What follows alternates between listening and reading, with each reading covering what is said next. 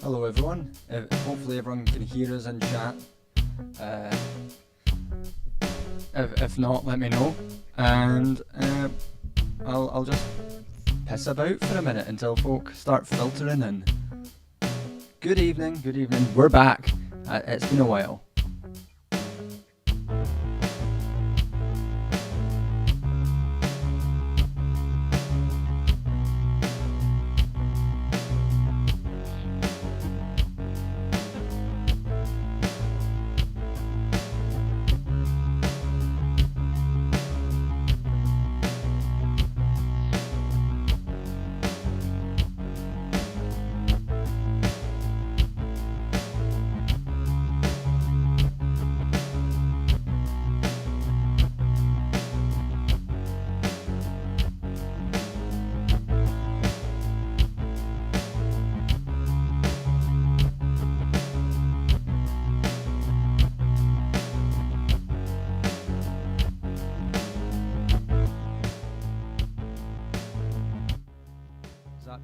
Is that better with the audio?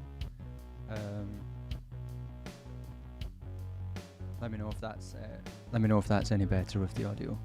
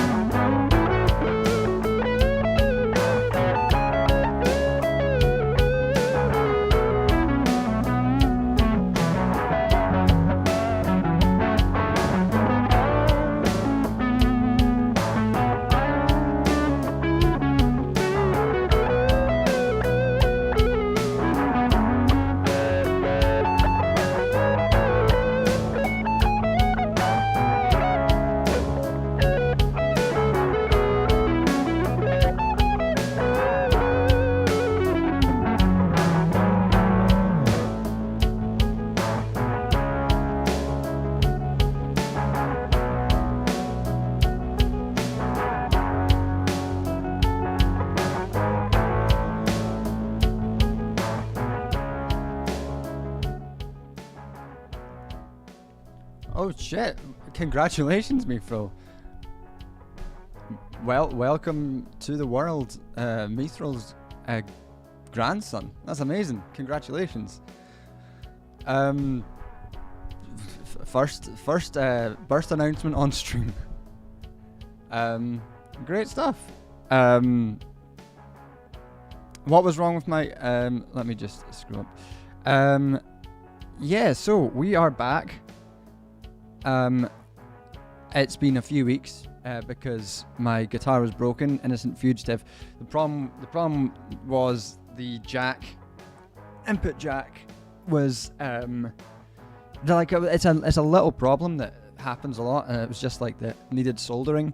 But the problem with the guitar. Hey, hello Xander, welcome to the stream. The problem is that the guitar is like semi-hollow bodied and doesn't have like a screw to get easy access. So it's like a really big. No, it ended up being a really big job. It had to be a big job because they had to basically disassemble the whole guitar. Just to get to the input jack, which is an issue. Hello, Soul Bunny. Everybody go subscribe to Soul Bunny. Yeah, they fully had to take it apart. And unfortunately, I think I was kind of fleeced. I think the place that I went to was a bit expensive. It's the most expensive usually this sort of job. I've had this job done in the past, and an easy for the same guitar for 30 quid. And this cost 70 quid. And that wasn't even, that was like 5 years ago that the same thing happened. So I'm not sure. I think it was a little bit of a fleece. But I mean, they've done a good job with it. So hopefully it'll last a while. Unfortunately. Something supply. I don't think it's supply chain issues. Yeah, everyone go subscribe to Soul Bunny if you're not already. Does some great work and gets lots of shit for it. And with that, shall we pour the wine for this evening? I'm not sure if I had this wine before. I think it's a new from the. Actually, I might have had this wine before. I had a moment there where I forgot who I was. This is Clear Springs. It's Sauvignon Blanc from the year 2022. I would say that was a good year. Maybe it was for wine. It was an alright year for me personally. Oh, I forgot to water my plants. I'm gonna have to do that after this.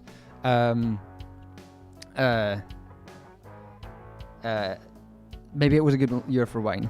And it's apparently a crisp and refreshing wine, and that's what we need today because it's not roasting, but it is muggy. So we'll give this one a go. Oh, so funny. I enjoy my wine. That's what half these streams are for. Just me getting to drink some wine. I need to go by Aldi again though and get some.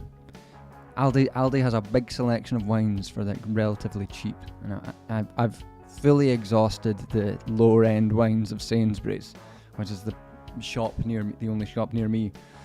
And I need some more variety in my stream sommelier activities.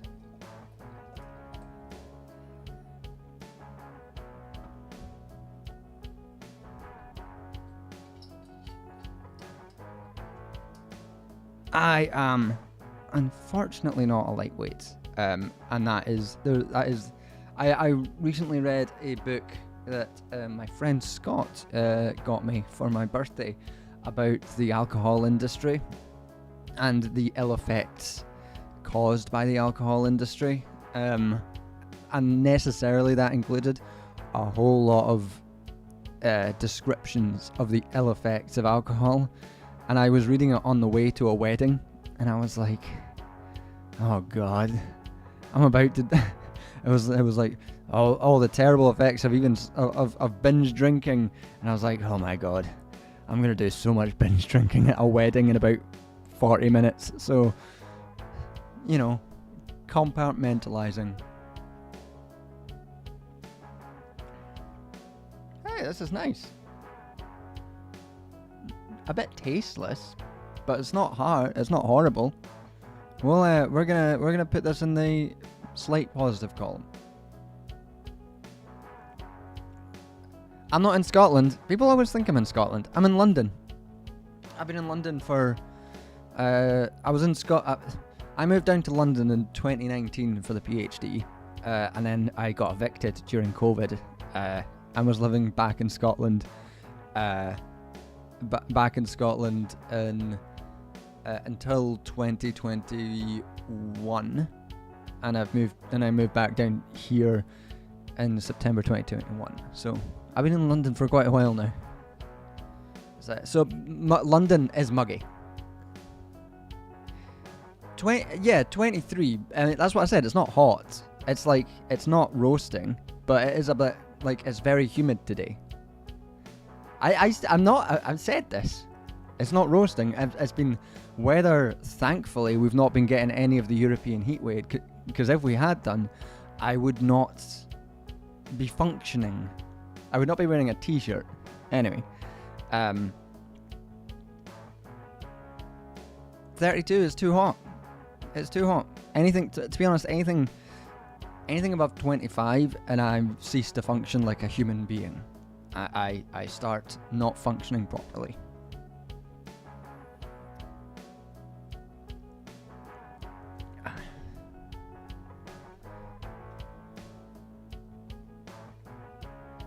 You actually make wine, not via kits from scratch. Import the grapes and crush by hand. Jesus, that's impressive.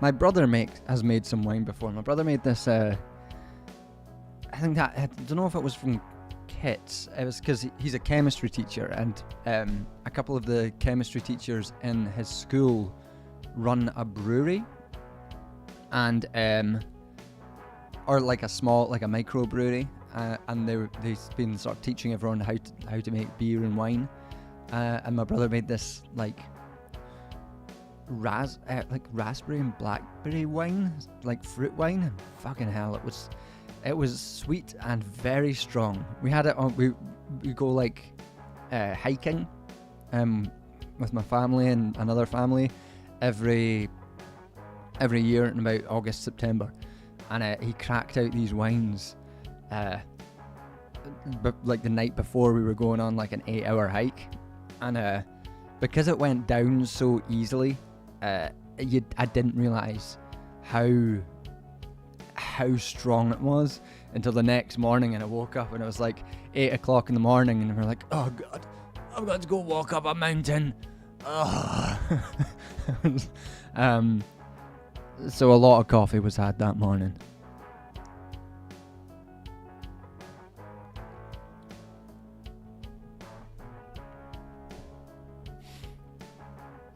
I don't know how you deal with the British heat, especially since the houses aren't built to deal with the high heat. I mean, I don't cope with it at all. This summer's been not too bad. Last summer was really bad. I just spent my time in a cafe which had like air conditioning. I spent like 90% of my days just in that cafe, and then just didn't sleep at night because it was too hot. It's not so bad up in Scotland. We don't get the real kinds of heat that you do down here.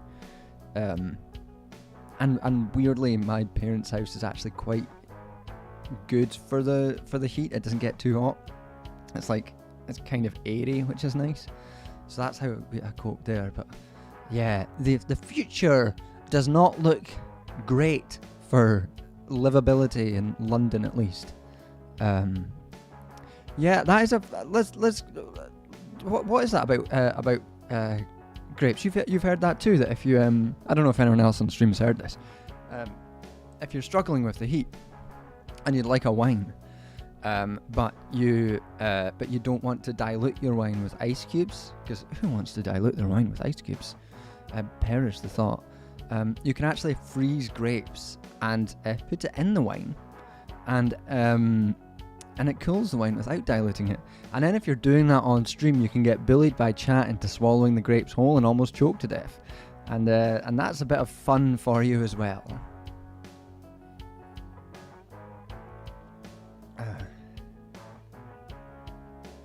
In Phoenix, Arizona, only 111 Fahrenheit, but we'll get to 120 later. That's just not temperatures that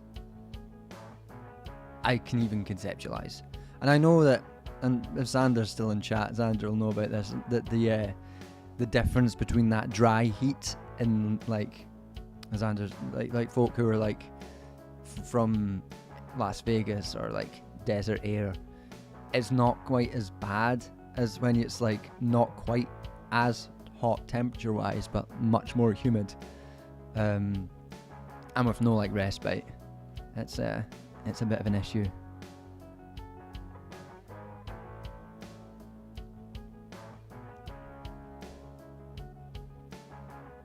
Just on holiday to Transpride in Brighton from Germany, and I must say enjoyed the 10-degree drop in temperature immensely. I can imagine that continental Europe is not a place I would like to be right now, if I'm gonna be totally honest, in terms of the heat.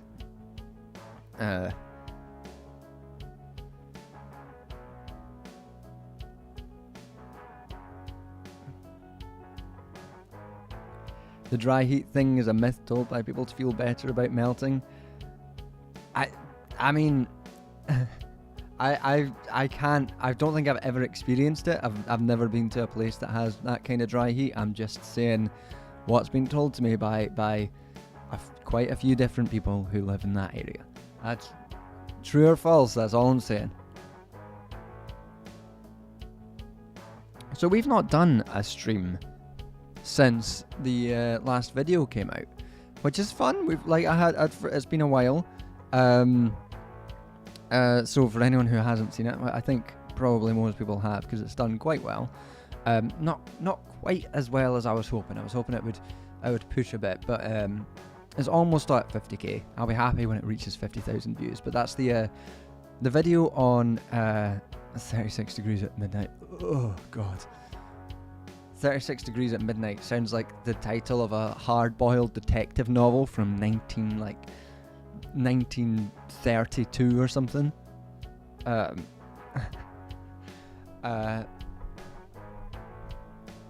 Yeah, so the last video, obviously, that was Shrek 2 being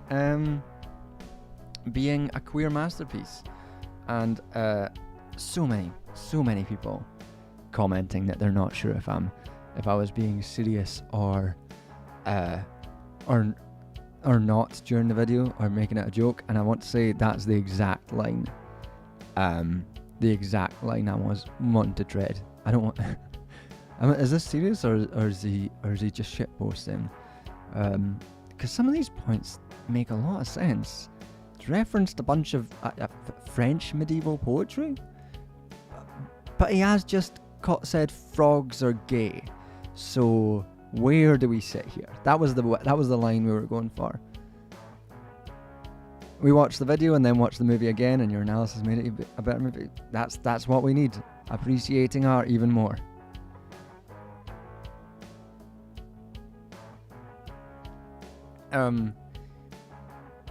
I will say it's like, it is true that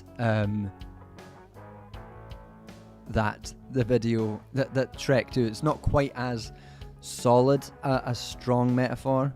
Hello, how's it going? A strong metaphor as the Chicken Run is for communism, obviously, because that's a masterpiece, unparalleled. But you know, still get some fun stuff out of it.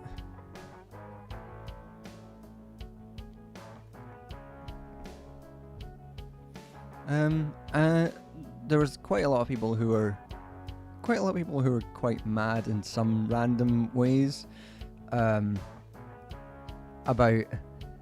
I deleted a lot of comments about from people being like this is ridiculous, trying to make this trying to make children's movies political. I was like, sorry man, it's funny, and it's true. But a lot of people got quite mad about that, which was surprising because I didn't like reach as big an audience as you'd normally expect for people to get kind of mad about that. But they did.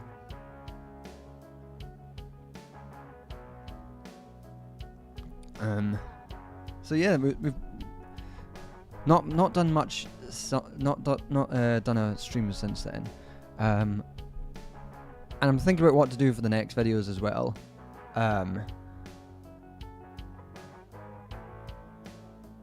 All children's are political. That's true. All children's are political. What did I leave out the last video? That I still remember. What did I leave out? Oh, I don't know what that's in reference to. Is that something I'd said that I'd left out? From research and stuff. I mean, there was on Shrek 2. There's like a bunch of stuff that was like a bunch of interesting stuff about the pedagogical impact of fairy tales in instilling particular values in children. That would have been really interesting to talk about, and a lot of the stuff was very interesting, but it wouldn't have like added necessarily to the point I was making, beyond just referencing it. And there was some interesting stuff about the ways in which that sort of pedagogical impact of fairy tales interacts with the Disney stuff as well. But like that sort of stuff, if you start talking about it and you start getting into it, and then the video becomes too serious. And I didn't want the video to be that serious. I wanted to make a fun one for Pride, and I wanted to get it out before the end of Pride Month.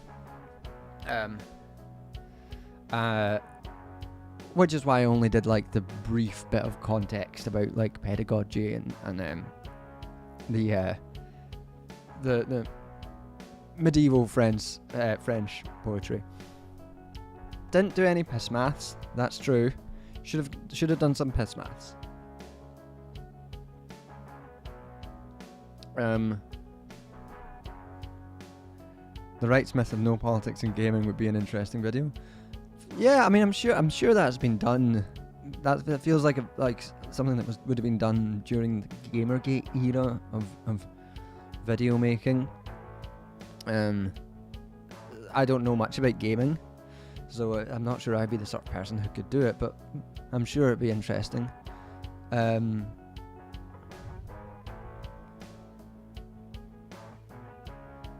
the issue of having hard labels of children and adult movies, meaning that one can only be apolitical and naive and adults shouldn't find meaning in it.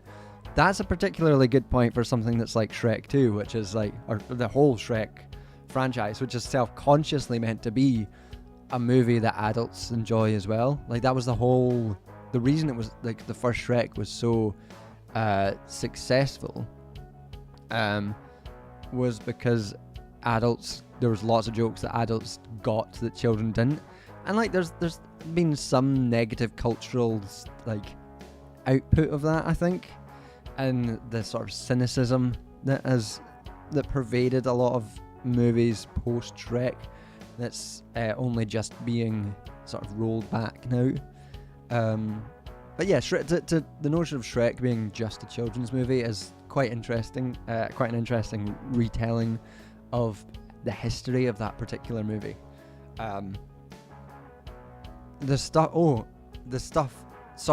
Innocent Fugitive, the stuff that I didn't include in the video, because of editing, do you mean the 3 minutes of me riffing on how Donkey impregnated his dragon wife? Is that what you're referring to? Because that stuff I cannot say on stream without absolutely getting my stream demonetized. And you know, I don't want to do that to you people. There's a reason I bleeped it out. There was some stuff I said that I wish that I can't take back. I know no one heard it, but I know I said it, and that I have to live with that.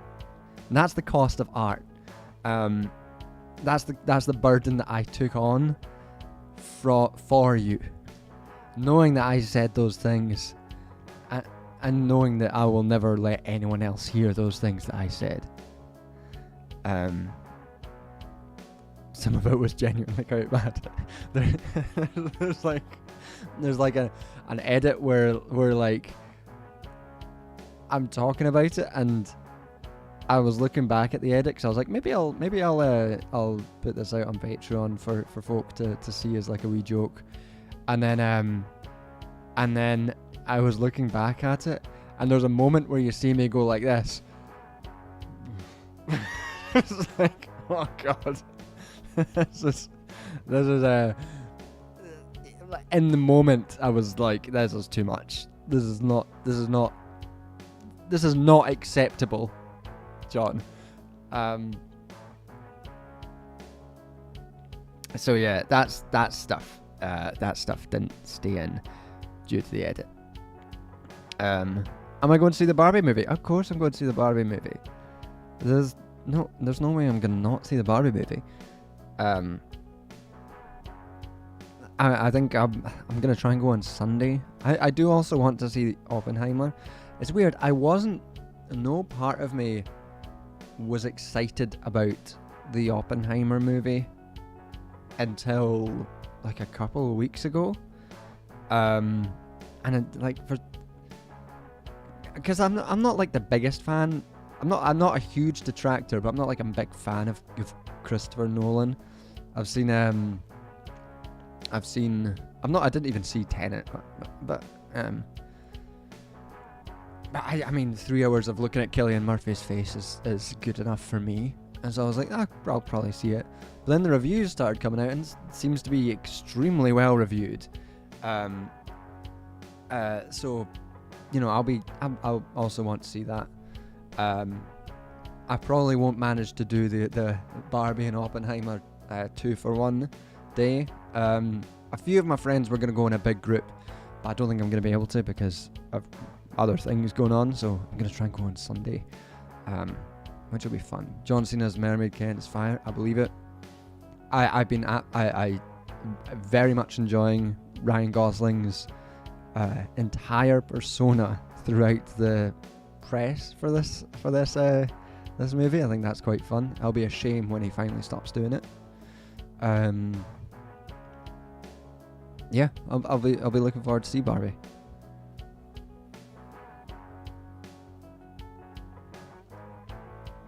Shall we change up the tracks and then we can start chatting about some shit? The only thing that's on my mind right now is bananas.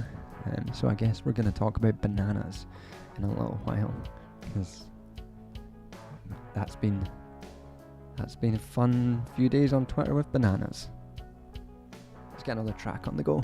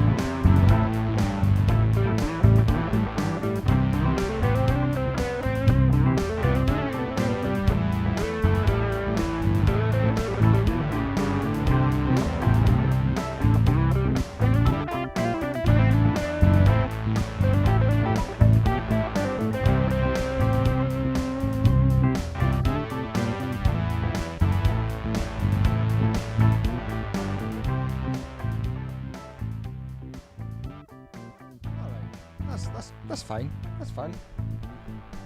This is the first time I've played for about a month, so I'm a bit rusty.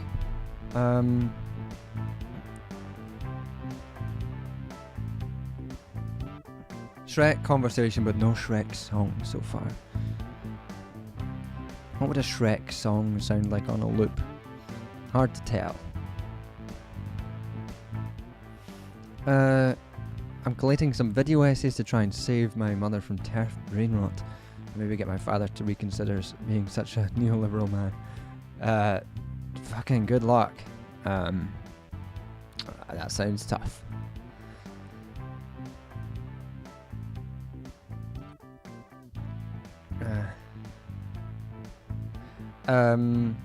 Yeah, so what we were talking beforehand was, or what's been on my brain so far. Most of today and yesterday has been, unfortunately, bananas. Is anyone aware of this banana stuff? Sound off in chat if you're aware of if you're aware of bananas. Who here's heard of bananas? BANANAS. Anyone heard of that? So, I'm not sure how this started. Unaware of bananas. I'm unsure how this started. I think it's from a degrowth thing. Some people were making. So people were talking about. People were talking about degrowth and doing all the standard degrowth. Degrowth is austerity. Degrowth is about making everyone else sad. Everyone in the world is sad, and doing neo-primitivism and all this shite. And on that note, I am working on trying to improve the sound quality of my video on degrowth, the one where I looked at Peter Coffin's terrible book and Lee Phillips' terrible articles on degrowth, and use them to show what degrowth actually is and not what they charge it as. And I was going to share that video around the past few days because the discourse has been going again, but the sound quality is so bad that I didn't want to do that. So I'm going to try and I'm trying to improve the sound quality. I think I'll do a re-upload of it, maybe tomorrow, maybe the day after. So if you've seen it, and just feel free to share it to try and get when it comes out the views up on it. But that's beside the point. So people were talking about like degrowth as austerity stuff, and I think someone tweeted out the example of like, if in a post-revolutionary situation, or even a revolutionary situation, which book, Kate Marshall, which book are they trying to push on you? Peter Coffin's degrowth book. Yeah. So the banana discourse. Yeah. So someone basically made the point that in a revolutionary situation, the workers of the global south who produce bananas, in a sort of revolutionary situation, they're obviously not going to keep producing all these bananas. Like, they're not going to do that because, like, it's a massive commodity that has no use value for their lives, and has awful conditions to produce, including pesticides and like terrible working conditions. And you know, the reason that the word banana republic exists, the phrase banana republic exists, is because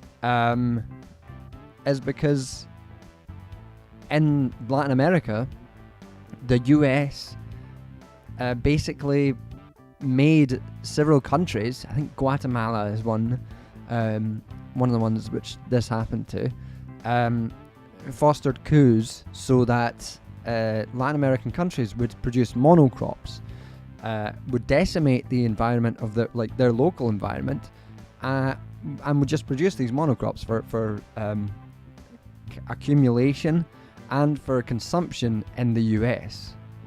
And that's obviously like a very good example to use of why certain commodities would, like the production of certain commodities would just flat out change. That in a revolutionary situation, you wouldn't have ready and easy access at all times of the year, at all parts of the world, or all parts of the global north, to bananas, because obviously not.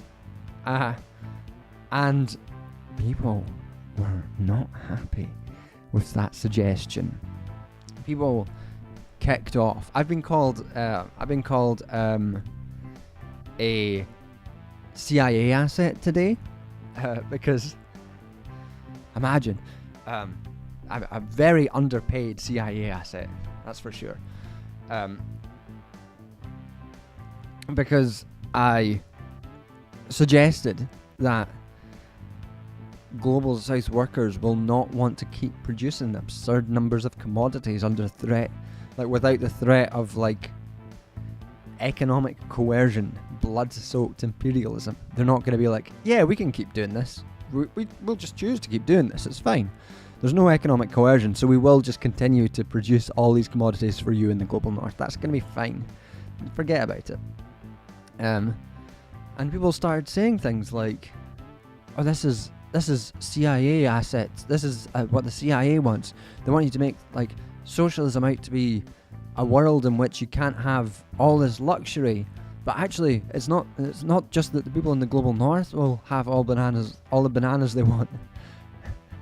But everyone will have all access to bananas across the world at all times. And you're just sitting there going like, how do you think this is going to work? Like, the benefits of socialism are not that we have ready and easy access to every commodity under the sun. It's that we're set free from the economic coercion of like capitalism. Like that's it. That's the basics. And the rest of the stuff is you don't get to keep your treats at all times because somebody has to make them. So it just blows my mind every time like some self-avowed Marxist goes on about like, oh well, actually we're actually gonna have everything all the time under socialism because we will truly unleash the economic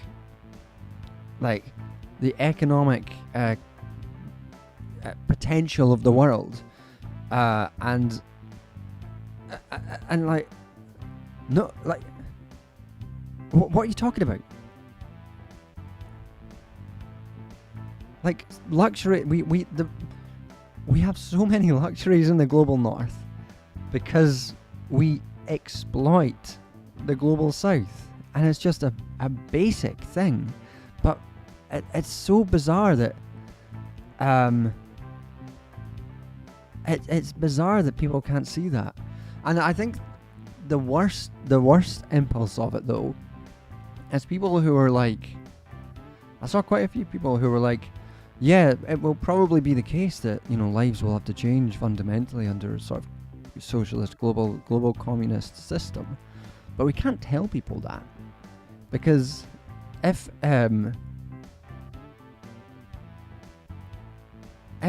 we tell people that, you know, you might not have ready access to every commodity under the sun, they might not want to join communism. So we've got to lie to them. We have to trick them and lie to them, and that's how we'll get a global revolution. And you're just like, what kind of attitude is that to like it's such a condescending view to every working class person in the global north. The idea that they can't decide for themselves that, yes, we accept that this obsession with commodities and the consumption of commodities is we accept that that's bad, and we are willing to forgo these particular trappings of commodity producing society in order to be free. For these people don't seem to accept that. They don't accept that you have to you don't have to trick people. You can convince them, but you don't lie to them. And you can't base your socialism on lying to people because you don't trust them. That's not a route to like any kind of revolutionary praxis. It's a route to nothing. It's a route to compromising and mediating your positions. And fundamentally, what it reveals is that these people who are so up in arms about the notion of some commodities not being produced to such a ridiculous degree anymore, is that they're not really revolutionary socialists. They are social democrats who are living in a fantasy that they think things will carry on exactly the way they are, except through magic or something. Through magic or something that everyone will have access to everything. I saw one person today who'd written an article in Jacobin, because of course someone who was anti-degrowth got an article written in Jacobin, because that's what the Jacobin does.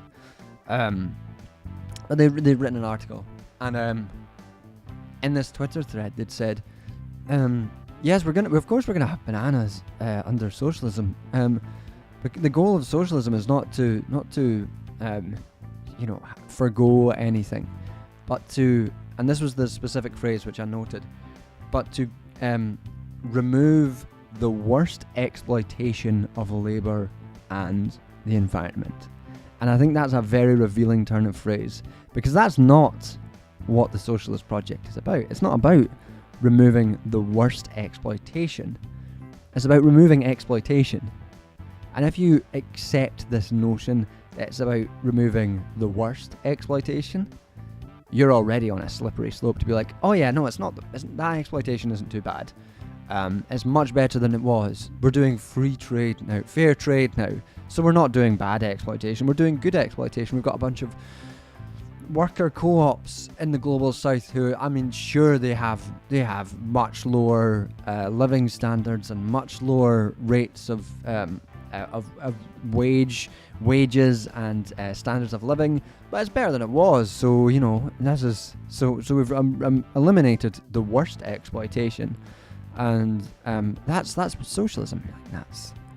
You're all fucking social democrats, and you just don't want to admit it.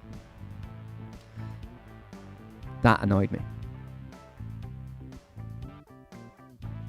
All right, let me catch up on chat after that rant.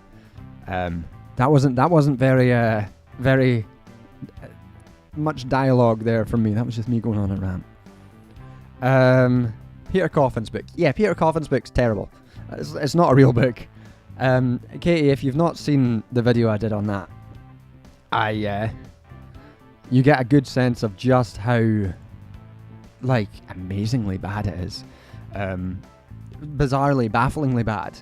Bad in ways that you hadn't even considered bad could be. But yeah, it's bad. And you couldn't even... Could you use it to prop up a table? I guess so. It's very thin. Very short. Well, like I say, I'll try to put that video up again tomorrow. Tomorrow evening. And hopefully... I know a lot of people had trouble watching it because there was this high-pitched whine in the background, which I couldn't figure out how to get rid of at the time, but I've been sort of playing around with audio stuff, so I think I've managed to not completely eliminate it, because I think that's just impossible, but eliminate it largely, so hopefully it's easier for people to watch, because I think it's quite a good video, and I think it's useful to have something in the back pocket about degrowth specifically, and the people who are bizarrely against it. Bizarrely, they're not bizarrely against it. The reason they're against it is because they, like I said, they're social democrats who are addicted to living off of imperial plunder and can't admit that they live off imperial plunder and just want things to remain the same, but I guess be slightly better for them.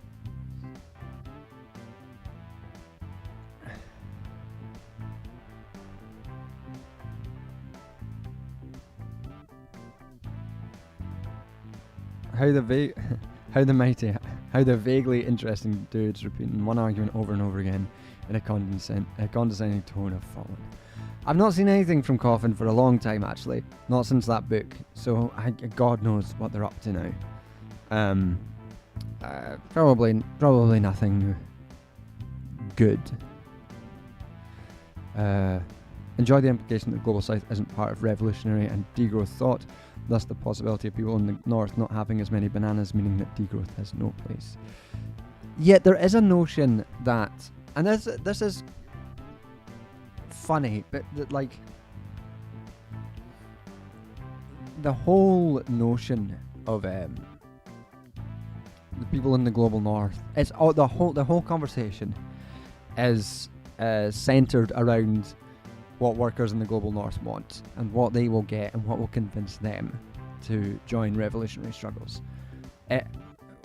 It's not concerned. It's not being concerned. At least the people who are the pro banana brigade, the Donkey Kongs of the world, are not concerned with the people who produce the commodities, which in my mind is like the very basic thing you are concerned about when you're considering commodity production under a capitalist system. Who produces the commodities? Would they want to continue producing commodities like this? Would it be possible for them to continue like this without economic coercion? And the very obvious answer to that is no.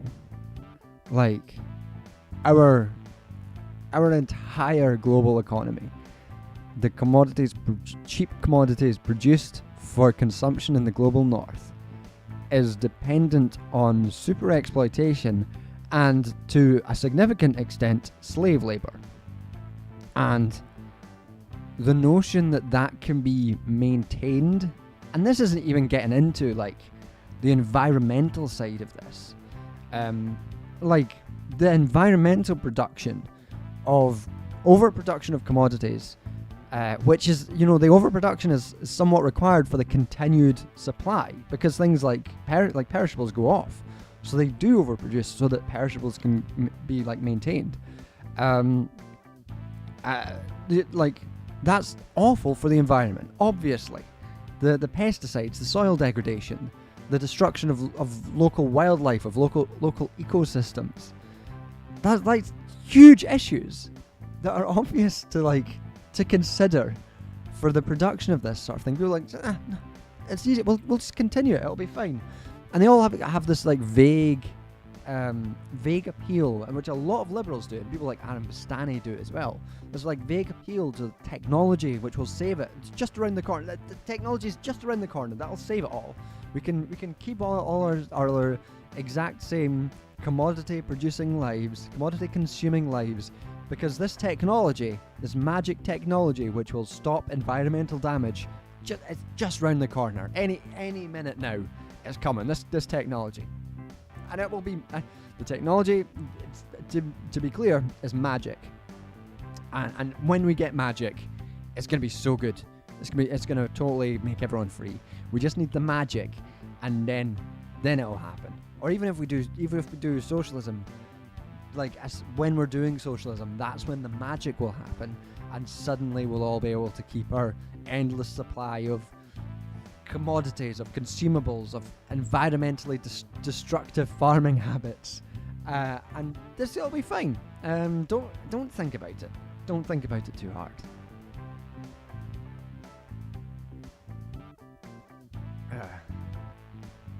So yeah, this has been on my mind for a little while. This whole discourse, and of course, me saying this means that I'm part of the CIA, and I will be checking in with my handler after the stream because he owes me some money.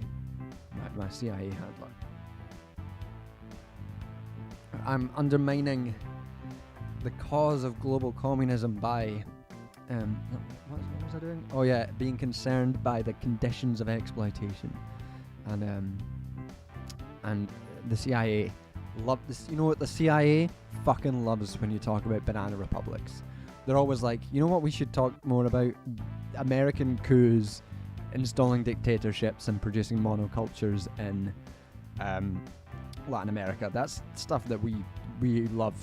We love it when people talk about it, and we pay you to talk about this stuff, because it somehow makes socialism look bad.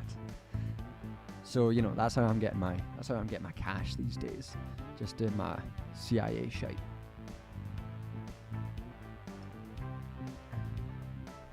Well, I see people are conflating overall comfort from being freed from the coercion of capital with endless luxury commodities for everyone, or something like that. Yep, that's exactly what's happened. And they have no ability to understand that.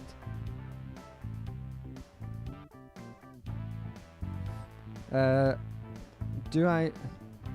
Arna saying, do you think that socialist academics could benefit from affect theory, for example, cruel optimism by Berlin and the Promise of Happiness by Sarah Ahmed? I don't know. I'm afraid I don't know what that. I don't know what the details of that theory. I would have to read. I'd have to read those books before I had any sort of view on whether socialist academics could benefit from them. I mean, maybe there's any number of things that academics could benefit from. I guess I'm increasingly less concerned about what socialist academics could benefit from, and more concerned about how socialist academics should be benefiting the movements whose knowledge we launder for our own careers through the structures of the academy. But that's my own little soapbox. I missed a few things there.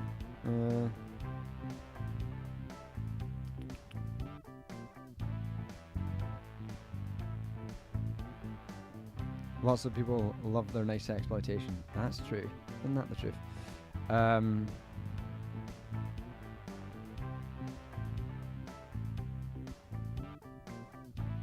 When was the book released? The friend is becoming more amenable to my decision. So a small victory, I guess. The book, I think the Coffin's Degrowth book was released end of last year, maybe. Maybe it was earlier. No, it was end of last year, because I remember the book. The book is called. The book's called Less Sucks, because as like a supposedly a riff on what's his face? The book Less is More, by what's his name? His name has escaped my head. Yeah, the book that's written again is called Less is More, and like, if I was writing a book which was, you know, criticizing or riffing off of the title Less is More, I'd call it Less is Less. Like, obviously, I wouldn't. Less Sucks that's not a joke. That's not a pun title. It's nothing. Less is Less, Peter. That's a joke. That's a pun title. That would work. It would not be good, but it would work.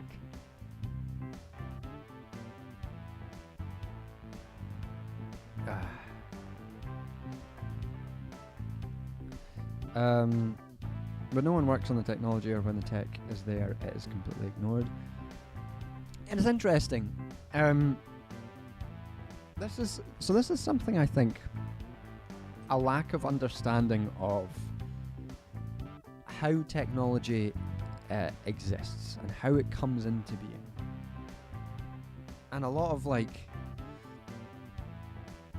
of these tech optimist socialists, they view the idea that the tech will come along which will ensure the continued production of luxury, but that's not possible while capitalism exists, for some obvious reasons. And like in a basic Marxist materialist sense, the technology which is produced under capitalism, and this is not from obscure Marxist, Marx talks about this in Capital, Volume 1. He talks about how technology under capitalism exists to subjugate labour. So the kind of technology which is needed to free labour isn't going to come along while capitalism exists. So you would need to set up a revolutionary situation. And at a hypothetical future point, maybe technology which produces endless commodities with no environmental impact or negligible environmental impact will come along. But to get to that stage, you have to go through the one in which these workers are freed from the exploitation of global imperialism first. You're not going to get to that stage simultaneously. And it seems that these people have a very limited understanding of how technology exists, which, as people who are constantly telling others to read Marx, is baffling.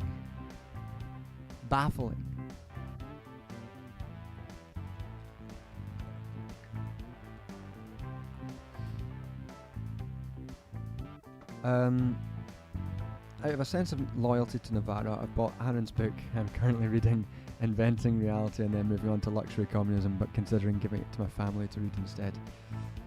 I mean, Katie, if you I have written I have a review of Bastani's of Fully Automated Luxury Communism, which is unlocked on Patreon, meaning that anyone can read it. If you want to read my thoughts on Fully Automated Luxury Communism, spoiler, it's bad. It's not a good book. Bastani's view, Bastani is like that. His idea of technology is, I mean, it's un-Marxist. Not to say that being Marxist is necessarily correct, but he frames himself as a Marxist and then does this bizarre stuff, which is alien to the tradition of Marxism, whereby he places technological development as the sort of determination in the last instance, meaning like the pushing factor of the world is, for Aaron Bastani, is technology, and through that technology we will then develop into luxury communism and all this stuff. So there's a moment in Fully Automated Luxury Communism, and I talk about this in the degrowth video as well, because a lot of there's a lot of crossover between the anti-degrowth people and Bastani's points of view. I'm not sure if he's ever spoken on degrowth before. I don't think so. If he has, it's probably not been worth reading. But there's lots of crossover, and there's a moment in Fully Automated Luxury Communism where he's like talking about how, and as we move forward, there's some limits to the production, like the amount of resources that we're using, global resources, as we continue commodity production, as we continue endless growth, and all this stuff. And I was reading this section, I was like, oh fuck, is he going to make a good point? Is he going to talk about like needing to rearrange the economic relations of society to ensure that we don't fully destroy the planet?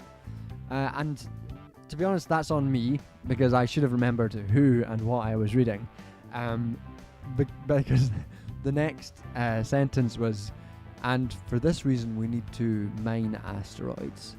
And I was like, yeah, that was on me. That was on me for thinking that he was going to say something relevant. It's a bad book. It's not a good book.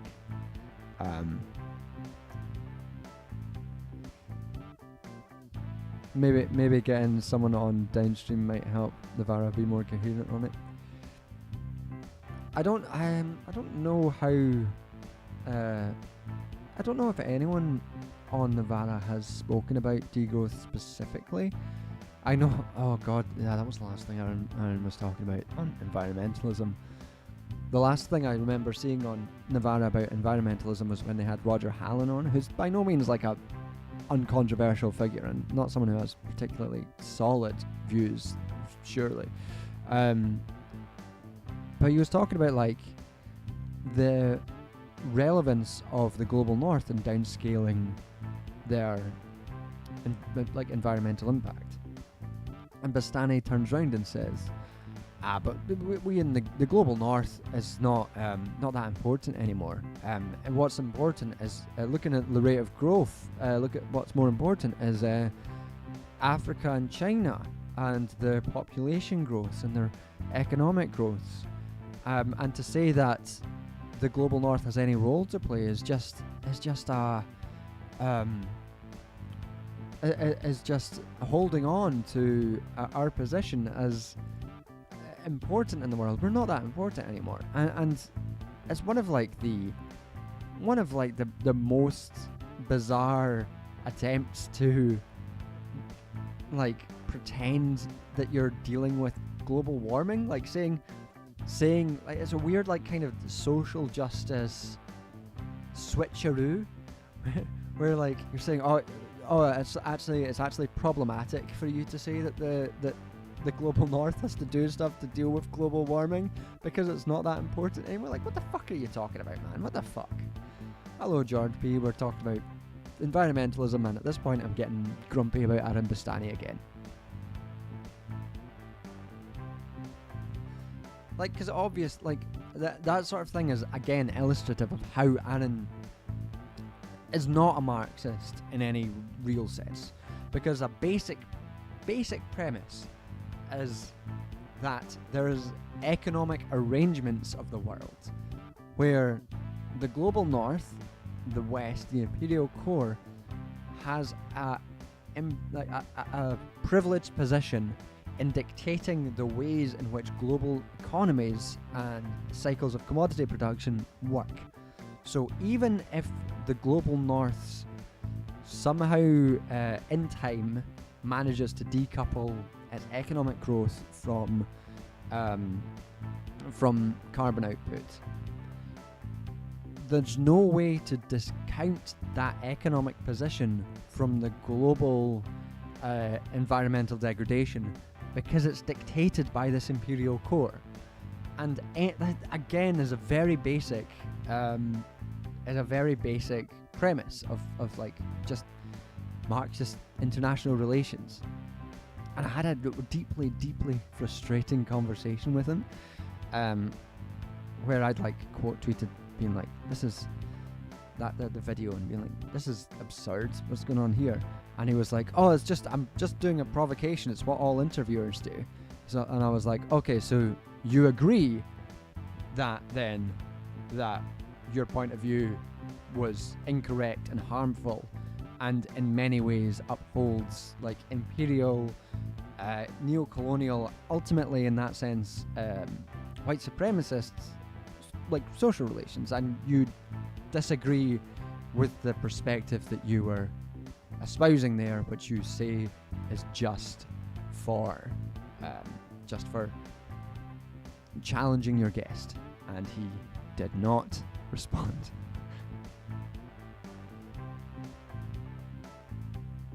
I have not watched his TED Talk. I'm not going to do that to myself. Maybe I will do it to myself at some point, but I've not done it. A TED Talk. This is getting petty when I'm just grumpy about Aaron Bastani. A TED Talk is the most Aaron Bastani thing to do. It's exactly his environment. It's where he belongs. It's where he wants to be, doing TED Talks, talking about how great magic technology is. And I think if he left Novara to sort of trundle along to do some good work that Novara often does, and just went away to do TED Talks, I'd be much happier. Just do your TED Talks, man, it's fine. Stop pretending that you're some sort of Marxist and do your TED Talks.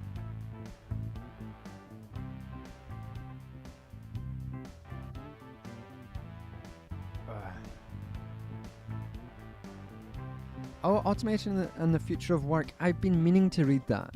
That's been on my list for a wee while. I'd be interested to read that. And I love Sophie. So I'd be interested to read that. I respect her recommendations. I've been meaning to read that for a long time. That's been on my list for a long time. I've never bought it because there's always been something else that I've been meaning to buy. But yeah, like this tech stuff is classic. Like, goes right back to Capital, and and it's bizarre that lots of these tech socialists just have absolutely no ability to reckon with what Marx actually wrote on this. And like, again, it's not to say that like Marx says is is infallible and isn't worthy of critique, but if you're going to situate yourself in that tradition and then you just don't mention any critiques of what is actually written in that tradition, that's deeply suspicious to me.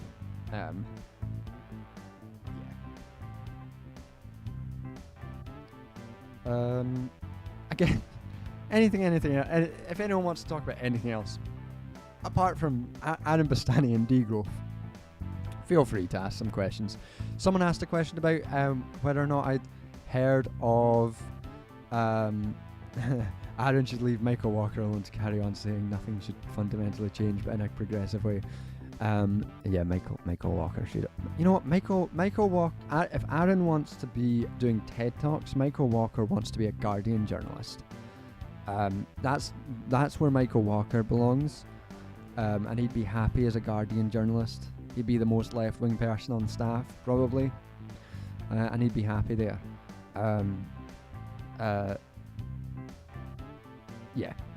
Just leave the rest to it. Like I said, I have full on like friends who are like on the Navarra team. I like a lot of them. I am amazed to some extent that some of them haven't fallen out with me for being very mean about their boss. But yeah, fucking it's absurd. Someone asked if I hadn't heard of another thing that was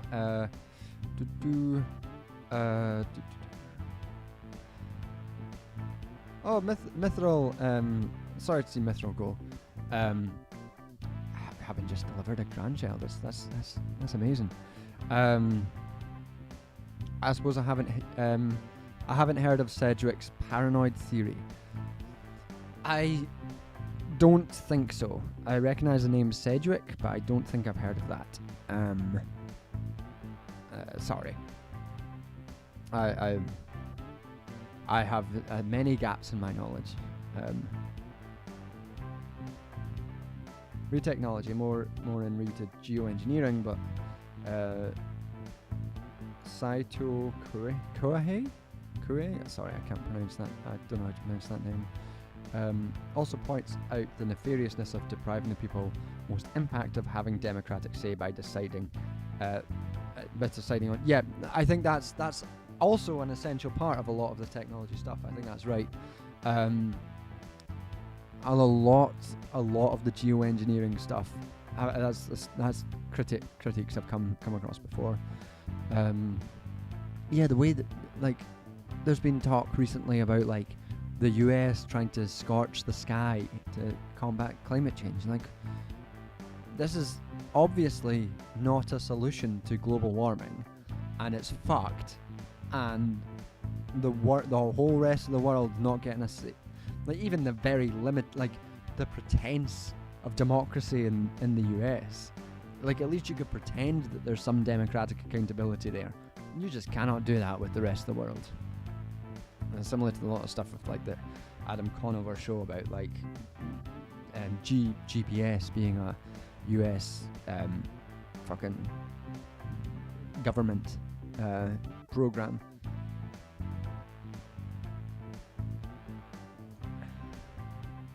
I'm reminded my favourite Bastani time on Facebook. He gave a full-throated defence of kill all normies despite admitting that he hadn't actually read it. That's very Aaron Bastani, isn't it? Oh my god. Paranoid theory is a good criticism of Marxism. I'll give it a look. When I'll note. let me be more honest. I will note that down and I will put it on my massive list of books that I swear I will get to one day, which is now absurdly long. Some of them I get to, some of them I don't. I'm always looking for books to read, despite the fact I have way too many books to read.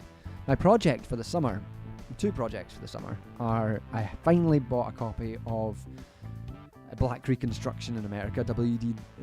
Du Bois, and I'm very excited to read that.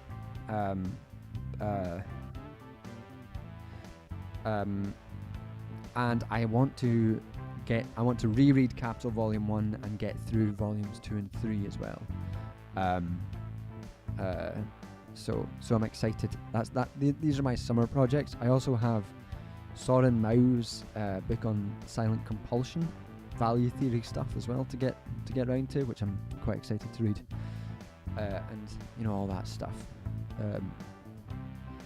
It could be an answer to the problem of academics not focusing on lived experience of workers.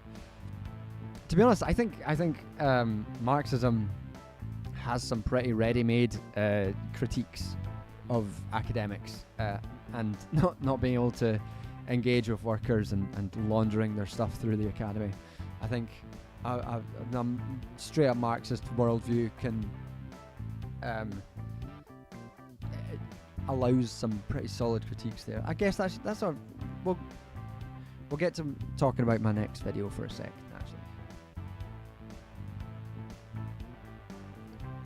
Capital in the Anthropocene. Oh yes, I have heard of that. That's another one that's on my list that I've been meaning to read. That I swear I will get to. I swear it. Yeah, I have been meaning to get to that.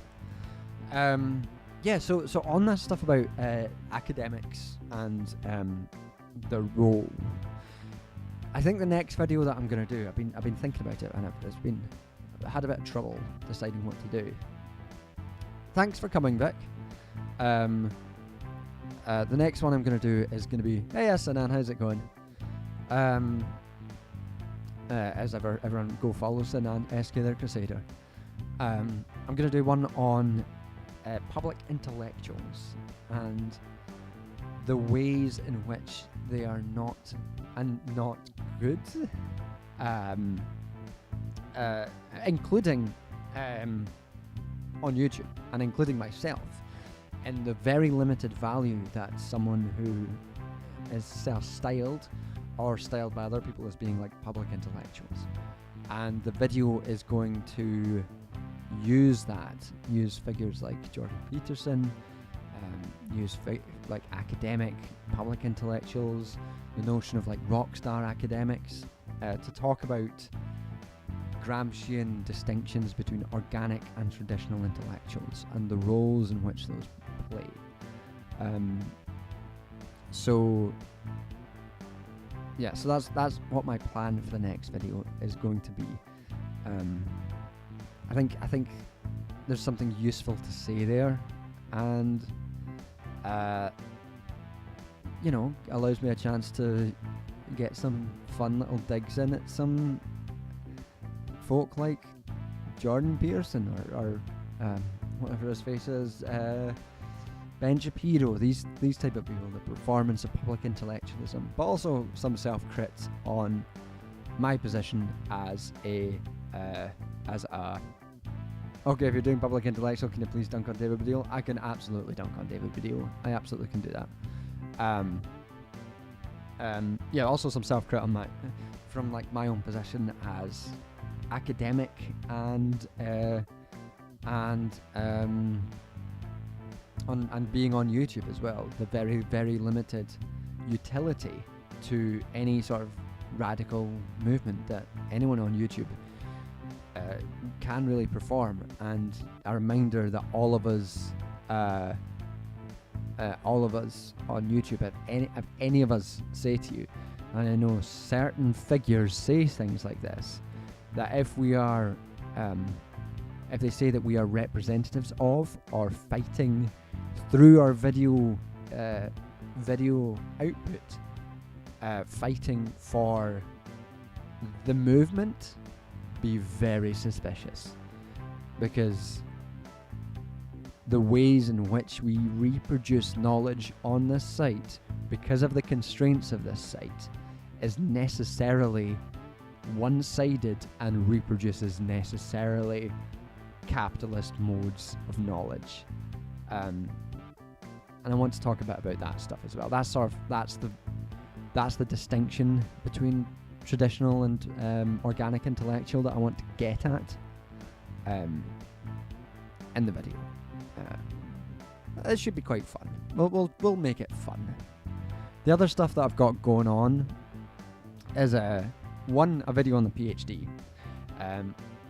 I will get Sarah Jessica Farter. Badil has very publicly styled himself and has been styled as a public intellectual, which is interesting because I think it's happened quicker and in a different way than a lot of public intellectuals tend to get described as such, probably because he's moved from comedy into trying to be an intellectual.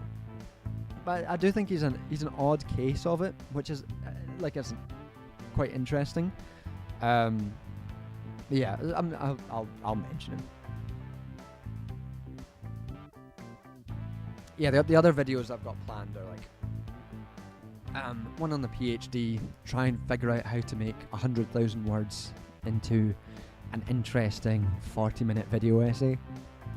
And I also want to do something on, and this is related to the degrowth stuff as well, and the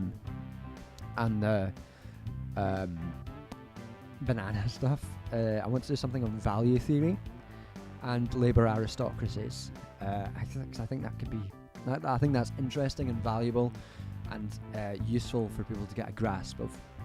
First, why value theory is important, and I've not really seen anyone give a very solid view of value theory on YouTube. I'm currently reading this collection. Oh, I can't see that. This collection of value essays called "Value: The Representation of Labour in Capitalism" by Diane Elson, which is melting my brain because it's complex as fuck. But I think it's valuable because a lot of this stuff on labour aristocracies, on imperialism, the people who are on the pro-imperialism side don't seem to have a solid grasp of Marx's value theory and view him as a left Ricardian and sort of have a very simplistic notion of the labour theory of value. And I think a lot of people get introduced to Marx via that very simplistic labour theory of value.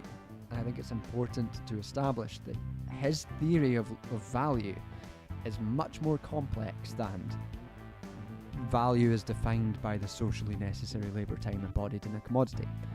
That's a Ricardian view. Marx's view is much more complex, and without a proper understanding of it, we can't get to social reproduction theory. We can't get to proper understandings of imperialism. And I want to get to that, but that's going to take a lot of work because it's fucking complex, and I've got about 4 books to read. So that's going to be a while. So these are the other 2 things that are on my mind at the moment. I was going to do something on austerity, but I don't think anyone cares about austerity. Redefining austerity. I'll shove that in my PhD video.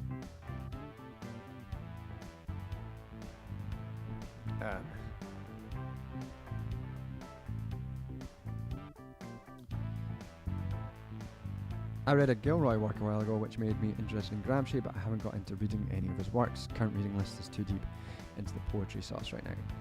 What I would say on Gramsci is don't attempt to read Gramsci, and I would say this on Marx as well, to be honest. Don't attempt to read him, what's the word, dry? Go for supplementary texts first. Go for secondary texts first, especially for Gramsci, because Gramsci's work is, and a lot of the stuff developed from the prison notebooks is necessarily not just complex, but it's been collated from a notebook, so it's not systematic and it's hard to grasp without understanding a lot of the contextual stuff around it.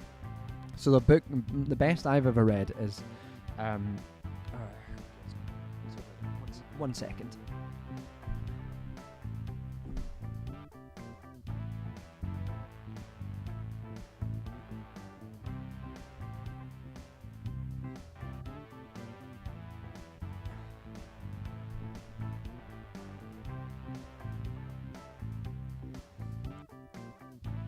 This one, Gramsci's Politics, by it's Anne Shostak Sassoon. This is the best explainer of Gramsci's work that I've ever come across. It's accessible and it's easy to understand, and it gives you a really good primer. And from that, you can get a lot of stuff on, like the prison notebooks and all that stuff. But going in without primers and without like a reader by your side is difficult, because like these are notes he's written to himself as he's tried to figure shit out. If someone tried to collate my notes for work I've done into an understandable format, it would be very difficult because notes are everywhere. So that's my advice for Gramsci and for Marx as well.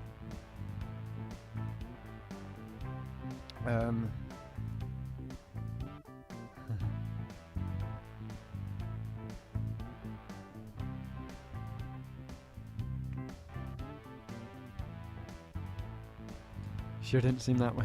The deal didn't seem that way on Taskmaster or in other things I've seen, but I'm sure there are more relevant examples. The funniest thing about Taskmaster that Baddiel was on is it was very clear everybody fucking hated him, which is very funny.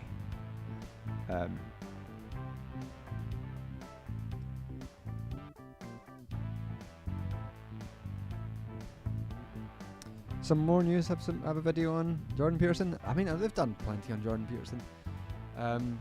When I have a video idea, I tend not to go to other videos first, because I don't want to be even inadvertently like cribbing work from other people.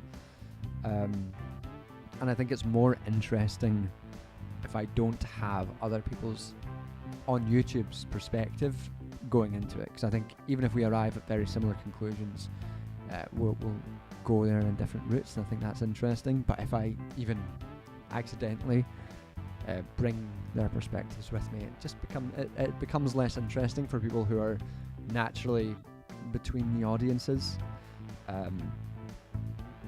Like, you know, nobody wants to see me repeat some more news stuff because they're funnier than I am and have better production values.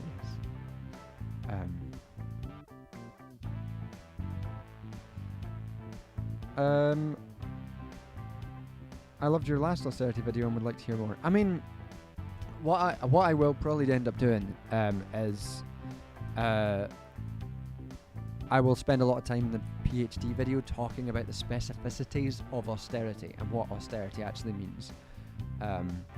It will be a sort of successor to the old video on neoliberal subjectification, but still baffles me how well that video did. But will include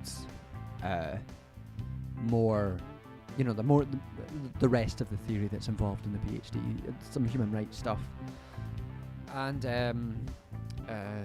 you know, the actual grounded theory that I've produced in the work. Yeah, I mean, it was a good video. I'm pleased with the video, but just like surprised that, like, I've done lots of theory videos and they usually get about half the views that one did, and that's the most complex video I've ever done.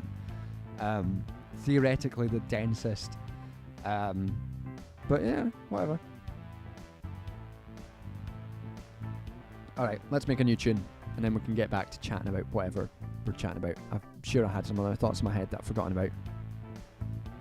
Wear a fancy felt hat for the PhD. You know what, I do have a plan. The reason that I'm not doing the PhD video now is because I've not got my PhD bound yet.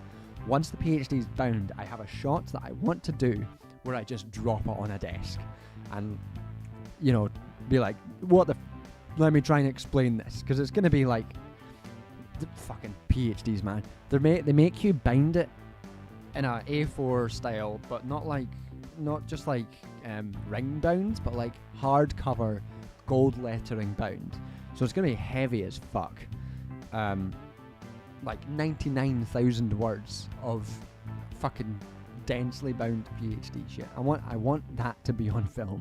I want you to be fucking impressed that I wrote so many words and then simplified them, basically. Yeah, so let's do another tune and then I'll get back to chatting.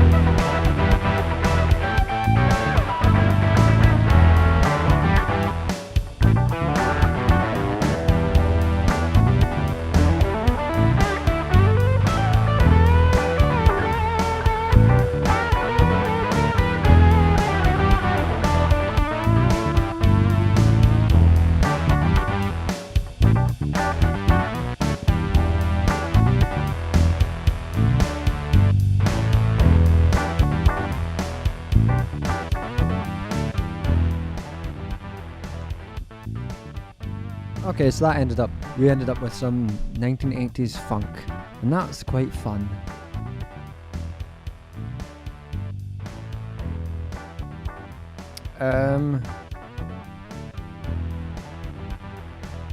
Oh, that's very nice to hear. Was that KCAZ? That's very nice to hear. I'm glad that that's had a material impact.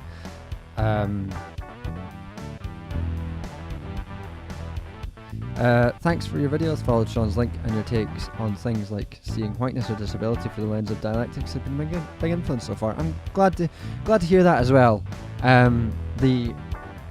So I'll catch up on chat. And I'm going to talk about the impact that Sean's shout out has had, because it's been quite funny.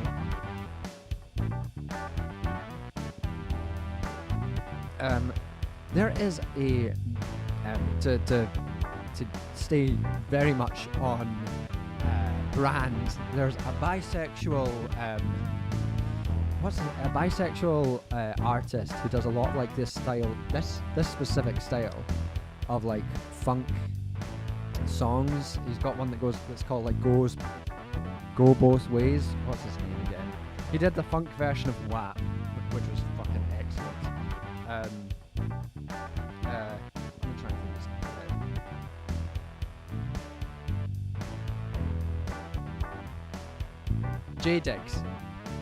J Diggs is a great sort of artist who got famous from doing like a funk version of WAP, and he does all these great songs about like just like bisexual funk. It's just like, this is exactly my shit. Like, if someone's gonna make something that's like, hey, let's make some music that's exactly John's shit, and it's gonna be bisexual funk, and I'll be like, Janelle Monáe, thank you, that's my shit. J Diggs, thank you, that's my shit, specifically my shit, and I will fucking go for it the whole time. And it sounds a bit like this sort of music. Let's catch up. What was chat saying? Hardcover gold. The hardcover of the PhD is like dark blue, but they have like gold lettering for it. It's fucking expensive, annoyingly.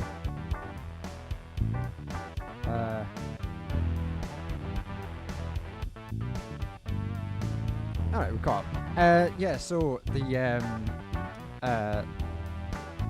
it does sound like a classic Sonic game. You're right. Yeah, a lot of the stuff I end up making on these streams sounds like very Sonic game stuff.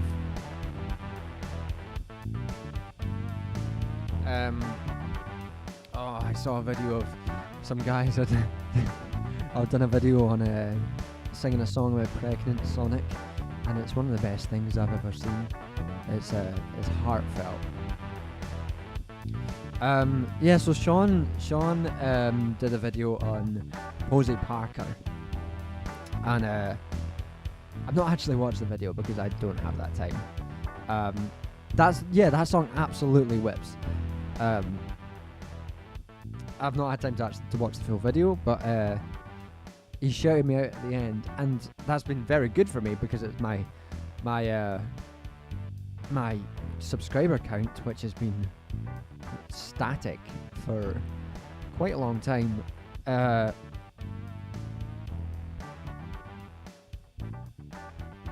just turned down the music a bit there just to make sure everyone can hear.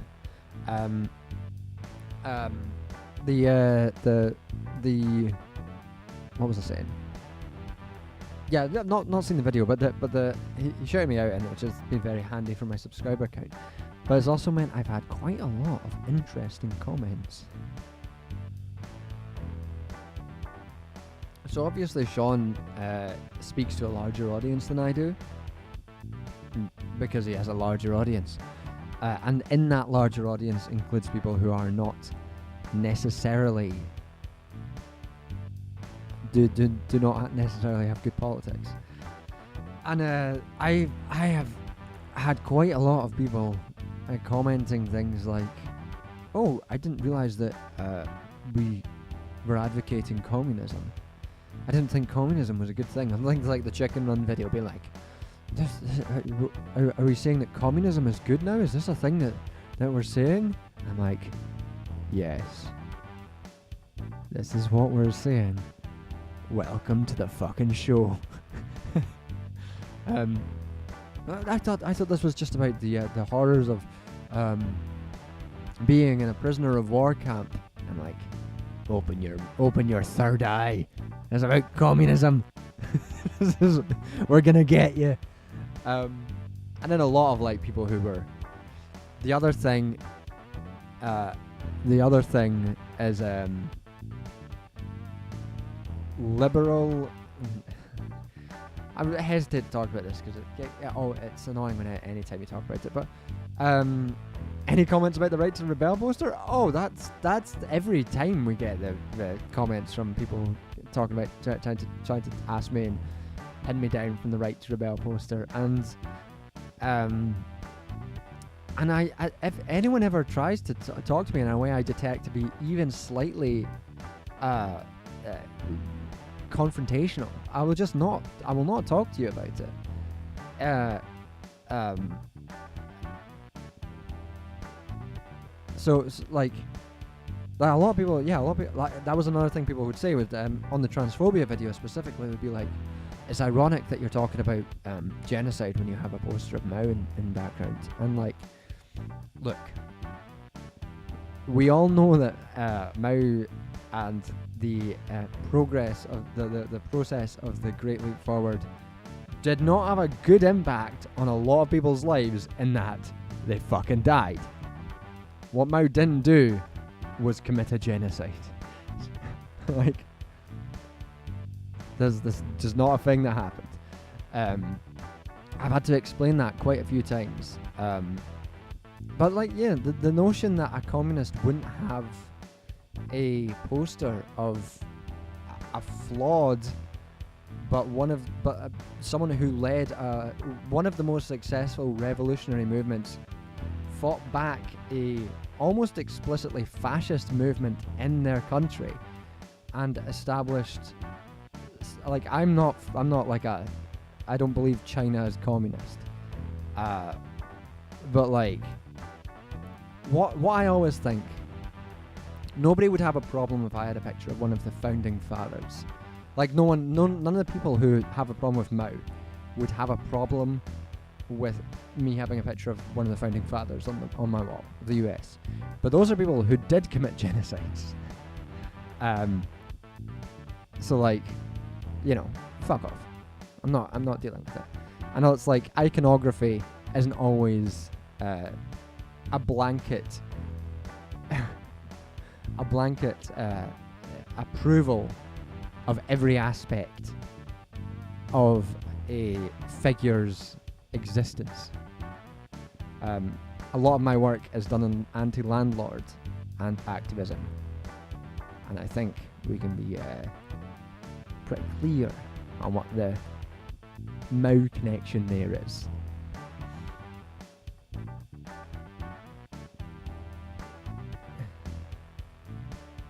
Yeah, so I have very little time for people who try to like talk to me about the Mao poster.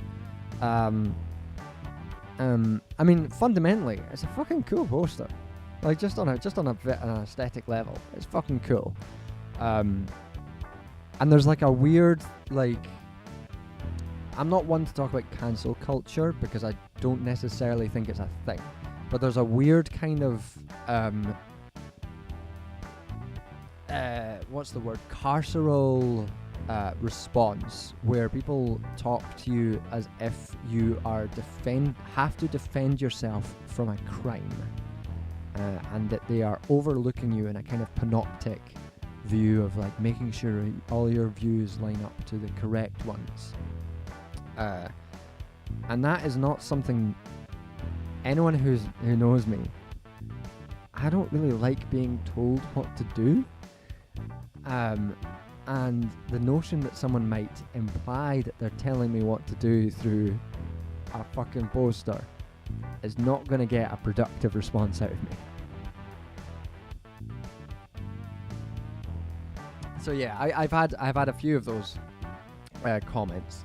The other sort of common comments I've been getting, lots of liberal Zionists who I actually, to draw some connective tissue there, approach the views on Zionism and on Israel in a very similar kind of tone, in that kind of panoptic, like pseudo social justice tone, where they'll be like, oh, we enjoyed a lot about this video, but I really wish you hadn't said, oh, I'm not gonna take down the Mao poster. And no one, what kind of person do you think I am? That Mao poster is staying up. the only time in which that my poster would not be in the background of videos would just be if I moved flat and I didn't have a place to put it. That the my poster staying. But yeah, so you get a lot of I get a lot of liberal Zionists who approach me with a similar tone, being like, we really like this video, but I think some of the things you said about Israel are a bit problematic.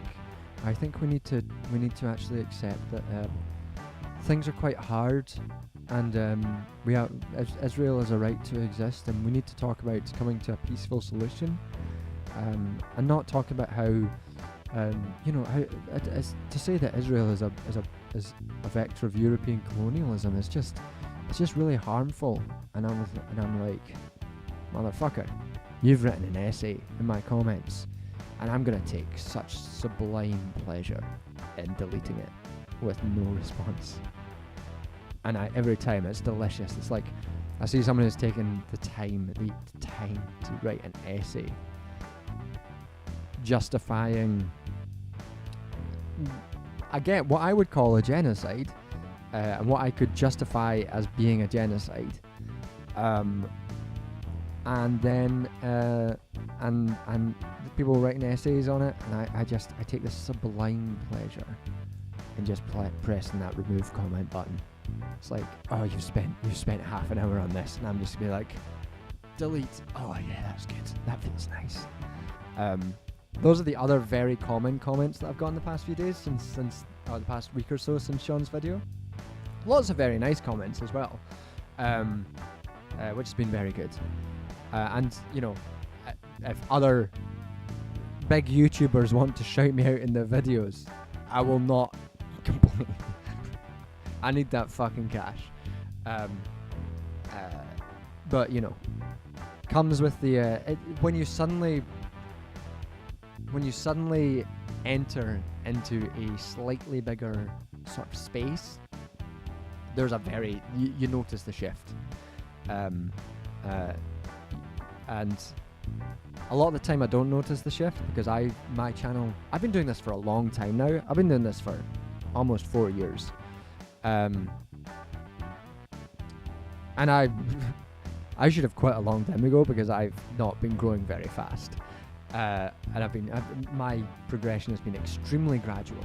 So I don't take it, which is good. It means I can get used to various stages of people knowing who you are and saying horrendous shit to you, and you get used to it. And sometimes you get shouted out, and you get that sort of bigger level, and you're like, oh fuck, this is what it's like. This is a fraction of what it's like for these other folk who are making some actual money out of this shit. And that's interesting. Hello, Awesome Everton. How's it going? Yeah, Zoe B was very good. It's like the only reason anyone ever at this stage of YouTube, I've left YouTube anyway. The only reason anyone makes it or is able to make a living out of it is via the grace of other people's shout-outs. Really, like the notion that anyone can do this without just shout-outs from other people is and the problem with that is you cannot be sure, and with people that you meet on here, networks that you make, you can't be sure who might end up being a total fucking bastard. And I've met a few total fucking bastards, and I regret ever being friendly with total fucking bastards. But it's just an inevitability, unfortunately. So, and that makes you careful with who you engage with on here. Like, last time there was a total fucking bastard exposed, I almost quit because I was like, I can't do this anymore. I can't deal with total fucking bastards. I can't deal with it. But I've not quit yet, so we'll see. So no, I don't think you come across as unfriendly. Maybe to other people, but not to me. Yeah, I like FD's great. I've not spoken to FD in a while, and I've been meaning to reach out just to like catch up. Because yeah, FD's great. He's been very supportive of my stuff as well. That's another person who's been very supportive of me. Someone I'm fairly confident isn't a bastard. But then again, you know, it's impossible to tell. Not that I'm saying that FD might be a bastard, just to be clear. But you know, he's been very supportive, and you know, he's a good video maker, and just a good guy as well.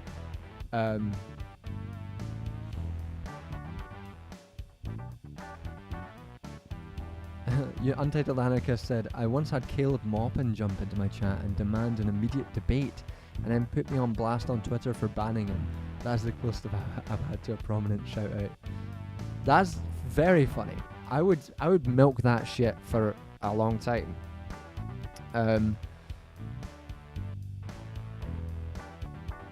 Maupin just blocked me. I don't know if Maupin has ever actually spoken about me in any context. I think he just blocked me. Before I even like knew who he was.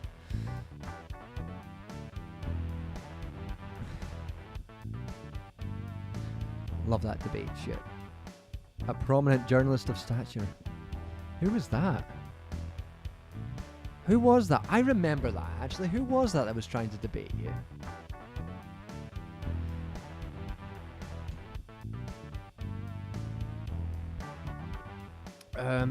What was I saying? Do I think the left tube is dying or growing or stagnating? I don't think that. It was Oz. That was it. Yes, I remember that. Yeah, journalist in the broadest of terms. I have always avoided him because he seems like more trouble than he's worth. He just seems like a fucking fanny. Do I think left tube is growing or dying or stagnating? I don't know if there is such thing as a left tube anymore. I think that as far as there was a small community of people who made left-leaning videos, I don't think that community exists. Like, a lot of us are friends, but I don't think that there is a definable community of left-wing. Like, if you said who is left tube or whatever, you wouldn't be able to like pin that down because there's so many folk, and yeah, I don't think growing or shrinking or stagnating is a possible thing to tell. I think the thing that's most relevant in this sort of sphere is the impact of other social media outlets on the production and the audience numbers of YouTube content. And I don't think things like TikTok have actually impacted that badly, because people go to TikTok for different things. I know a lot of people were like, oh, TikTok's going to be the end of YouTube content, and YouTube's like discussion content, but I don't see that. And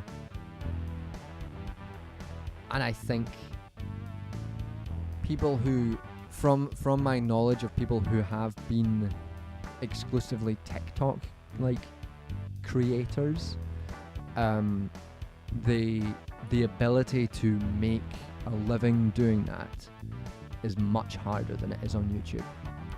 because I think the length of videos, and this is going to sound cynical, the length of videos, the amount of time that you're seeing my face, and the amount of engagement that you have with me and with other people gives you a stronger emotional connection to me and encourages you to get involved and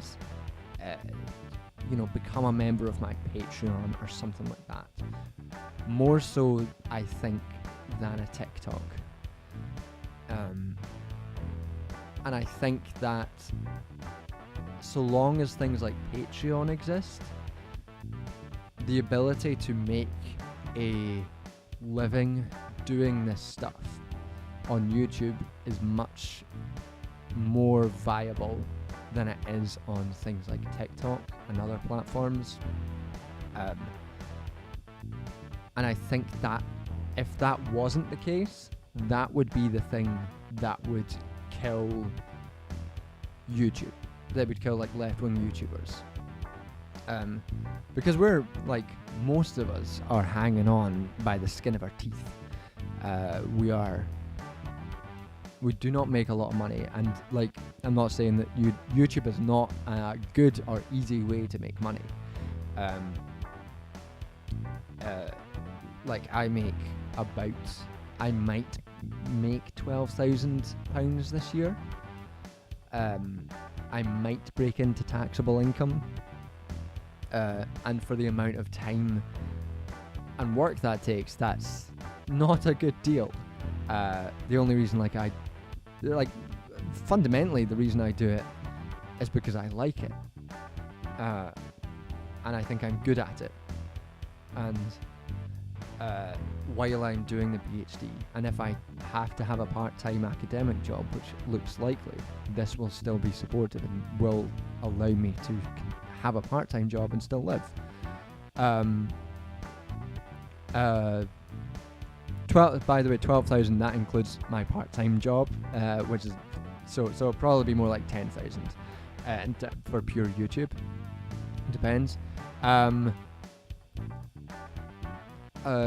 But yeah, so I think those are the sort of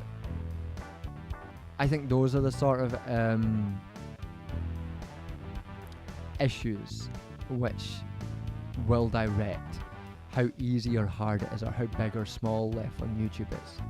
Because if it was easy to make money on YouTube, left on YouTube would obviously grow. There's so many people who are so good, and like I've seen so many people who've made videos who've been better at it than me, like better at presenting, better at editing, better at the whole thing. But I've just never gotten the audience that they need to survive, and part of that is racial and gender as well. And of course, lots of people who are disabled have had much harder time getting views on YouTube. So there's a relative privilege that's allowed me to survive compared to what I would say are probably people who are better at it than me. But yeah, it is what it is. It's a cutthroat, difficult industry to survive in. I still maintain it's probably less cutthroat than academia.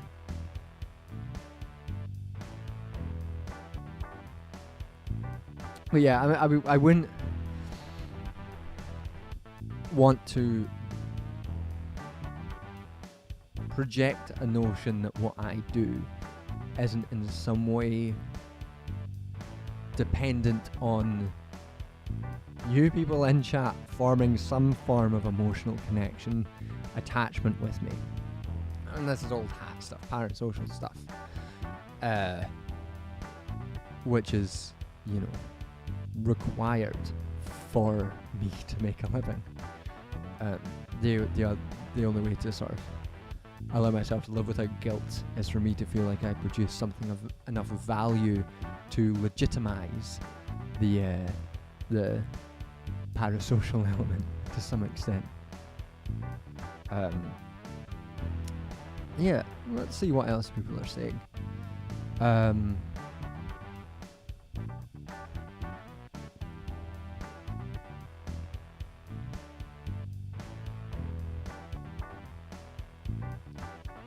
LeftTube only ever existed in the past tense or as an ideal. I think that's probably true. I know. So I know that some people would say like there's no such thing, or there never was such thing as like a LeftTube or a RedTube, and I don't think that's true.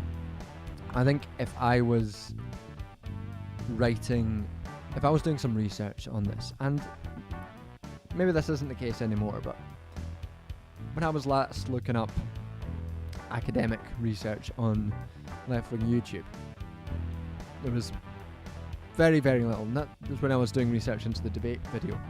Very, very little work on left-wing YouTube in an academic sphere, which is interesting to me. I would have thought that media studies would be all over that shit as like an emergent field, but didn't seem to be. But there was a view that LeftTube didn't exist. It was like a construction of an audience, and I don't think that. I think it did exist. I think that you can say that for a brief period there was a group of people who, if you said, who were identifiable in both a, not just in the sense of like a shared audience, but in what they were producing and the kind of things they were producing, that they were probably identifiable as a distinct group. I don't think it exists anymore, because I think, and part of that is I think those older creators, H-Bomb, Abby, ContraPoints, they got more diverse. I think they diverged quite a bit compared to what they ended up doing, which is itself quite interesting. And now there's a whole explosion of all these different people. So I think there's a degree of like, it did exist and now it doesn't. I think there was a brief period where there was a very definable Twitch streaming sphere, and I don't think that quite exists anymore. I also don't think that the debate sphere really exists anymore, which again I will fully take credit for, even though it's not really true. But yeah, I think the things like debate sphere doesn't exist anymore, which is interesting.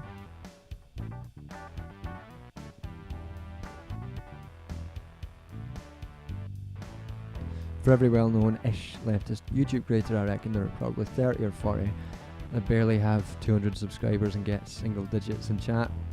Yeah, I mean, possibly more. Lots of people do this shit. I mean, some people are not good at it. I mean, which is fair. I was not good at it when I first started as well.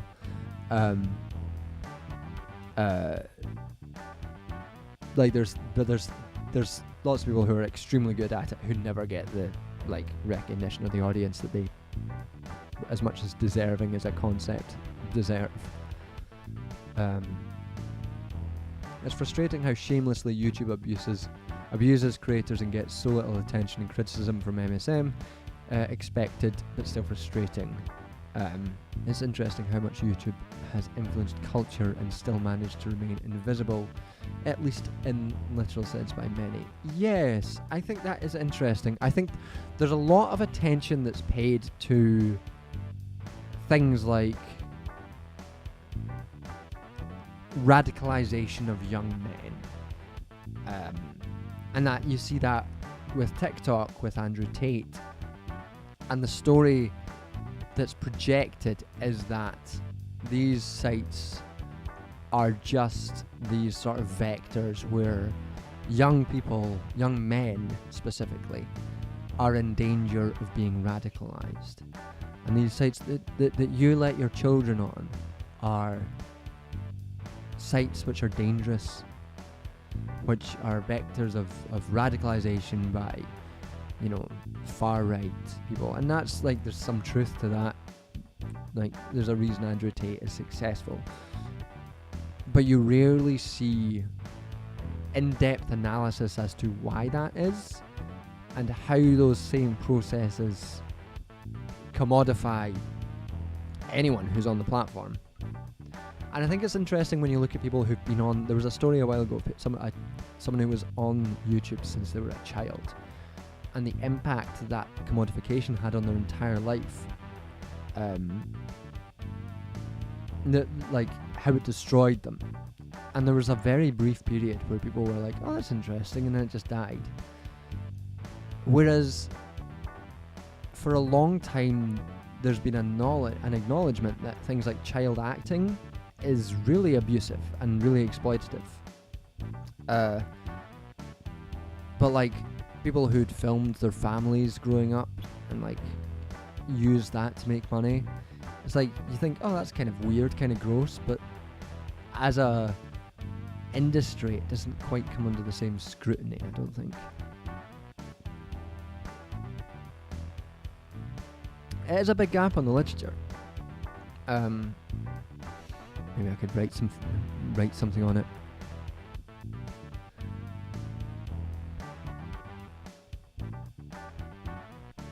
Hypno Amber saying, I'm disabled and would love to have a channel but can't. YouTube takes a lot of things that make it inaccessible to the disability community. It's unfortunate because we need more disability representation. Yeah, that's true. The amount. I think people who aren't aware, there's like a view that things like this, maybe less with me, I think, because I think I benefit from projecting an image of doing lots of research and being well read. So there's a notion that, an accurate notion that my stuff creates a lot of work. But for people who don't have that sort of perception, they can get sort of viewed of as being lazy, as just doing something easy.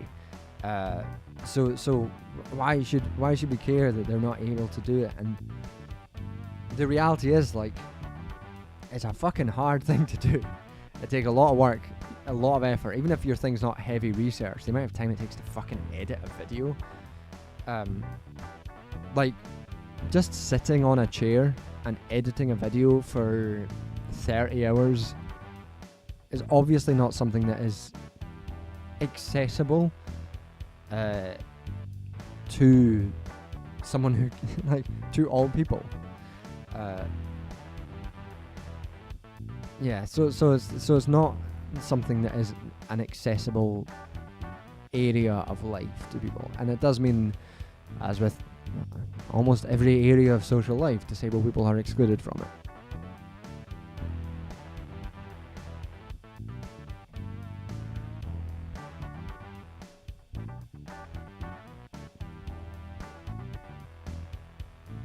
A day without debate content is a good day. It is interesting how quickly debate content died. The other week, me and my flatmate, we were talking about this, and I started looking through Vosh's channel, and the amount of debate content there recent debate content is negligible. It's really declined. I remember when I was like researching and doing stuff on him, every day there'd be a new debate. A debate on this, debate on that. Vosh destroys libertarian, Vosh talks to actual justice warrior, Vosh fucking whatever, debates someone who has a terrible view.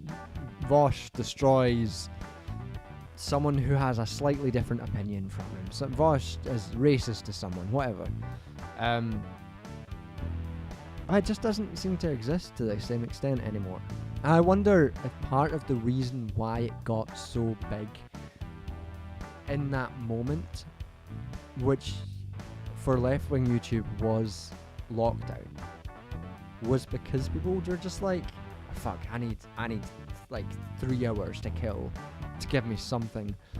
And the peculiar position of like streaming and debate content is like it gives you a feeling that you're interacting with someone. So during COVID lockdowns, when people weren't around other people, that notion that you were interacting with someone, I can see why that might have gone popular at that time. And as much as I would love to take credit for ending the debate culture with my great facts and knowledge, I think more likely is just that people ended up not being in lockdown anymore and getting bored. And I think that's really what did it. I'm glad that debate content has died a death. I had friends that like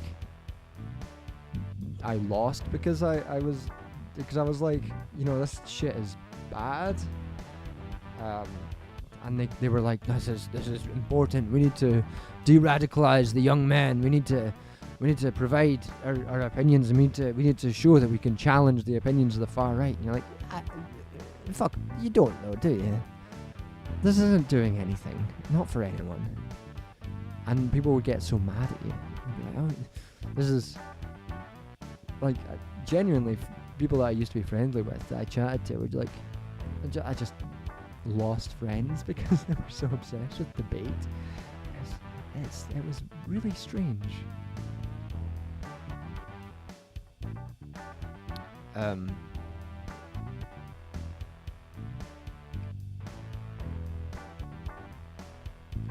Sight disabilities who can't edit and accessible tech is expensive or doesn't exist. Yeah. I mean,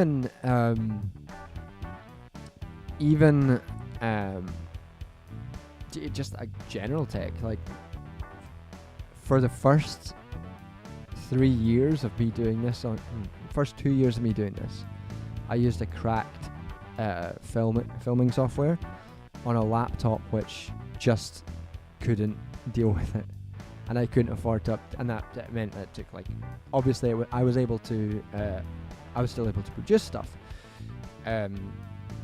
because of my particular privileges in a whole number of ways, but like I couldn't afford a laptop which could run software. So just like it is inaccessible in a whole number of ways.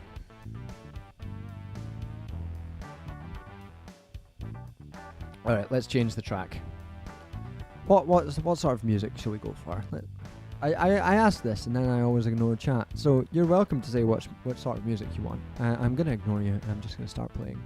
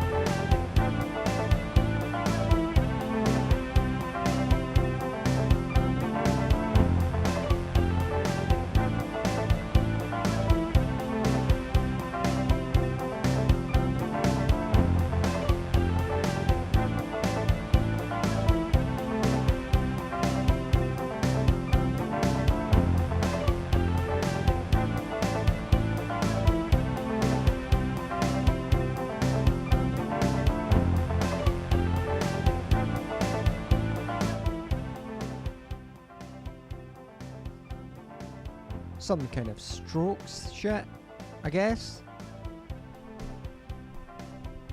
I need to like put some work into like diversifying my guitar playing.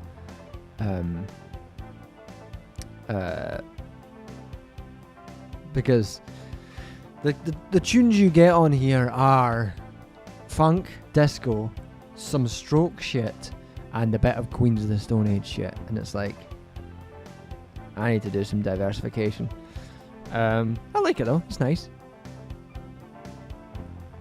What pedals am I using? So I have the loop pedal is a JTC loop pedal with some drum programs into it. They're not the most diverse drum programs. I could do some different. And there's I have a mono synth. That's the synthesizer sound that you're playing, which is very fun. The mono synth is very good. I have a delay and reverb hardwire pedal, which I only use sometimes. That was my previous loop pedal, but it could only do 30-second loops. I can't imagine. The tunes that I make on Ableton that I can now get back to, that's closer. I get some fucking I'm doing some like dance sort of stuff there. I want to get some dance influences to I want to make actual music again, and I want to actually do some dance influenced sort of like Aphex Twin influenced stuff. Because I think that's interesting to add some of the sort of stuff I can do on the guitar with some more dance influences. Then I have also a DS1 stomp box for distortion, octave for lower octave for the bass, and Governor fuzz box. These have been accumulated over the period of about 20 years. I think the Governor stomp box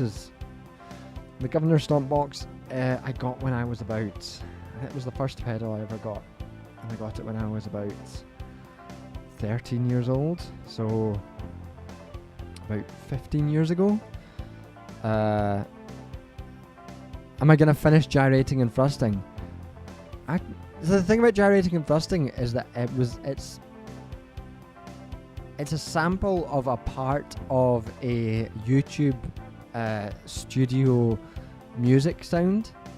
I mean, I could make something with gyrating and thrusting, and it would be fun. I would actually like to do that. Actually, I think it'd be very funny. I am working to try and get, when I have the brief periods of time that I have, I do want to work to like make another album, like a proper album, and I think gyrating and thrusting would be quite fun to put on that.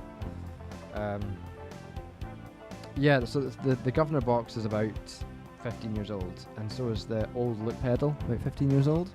So, and I've been accumulating these things over a long period of time.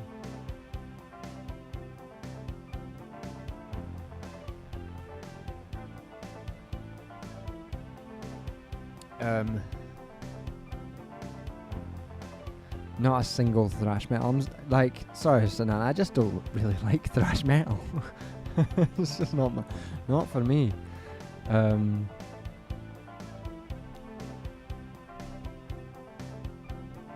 Thank you, Hypnoamber. I can always do more, but I try to. I try.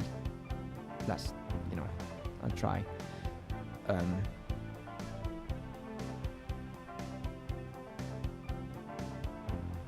Digital Freakout. What's that?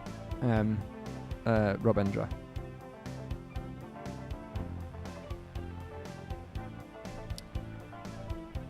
How many of us are here? I've not actually checked.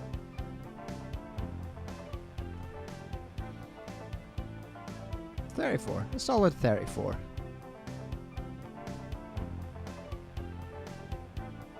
Fake feedback pedal. So is feedback something that is particularly useful in playing? My next thing, once I find a job, is I want to buy a mandolin. Because my old mandolin, first of all, was bad. Atmospheric elbow sounds fair.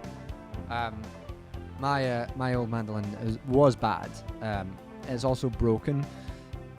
So I want to get a new mandolin, and I want to get back on mandolin, doing some Scottish trad stuff, and I think that would be quite fun. Find a way to bring that into some streams as well. But that's post John finds a job kind of shit. No time soon. That is a nice thing about it. It is nice that there's some degree to have a community here. Okay. Is there anything, any burning questions, or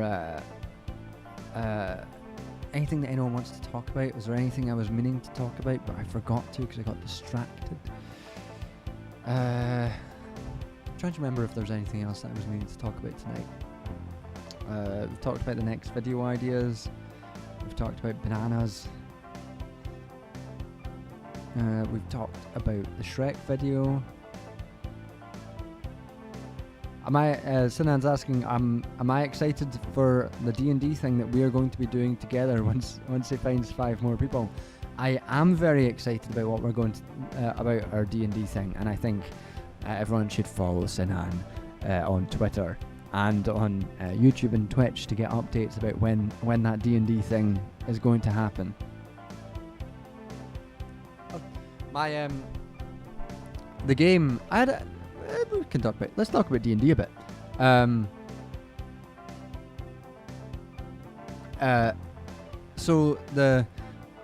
have a D&D game in person. First in person game I've ever had. Because I started playing during lockdowns, and then continued playing with folk who were across the world. And one of them was Xander, who was in the chat earlier, who I met for the first time last Saturday, just after I'd played some D&D, and who was very lovely. It was very nice to meet Xander. So my current game that I play is my character is a sort of Warforged, which is like a droid character, like a robot. And he's a robot.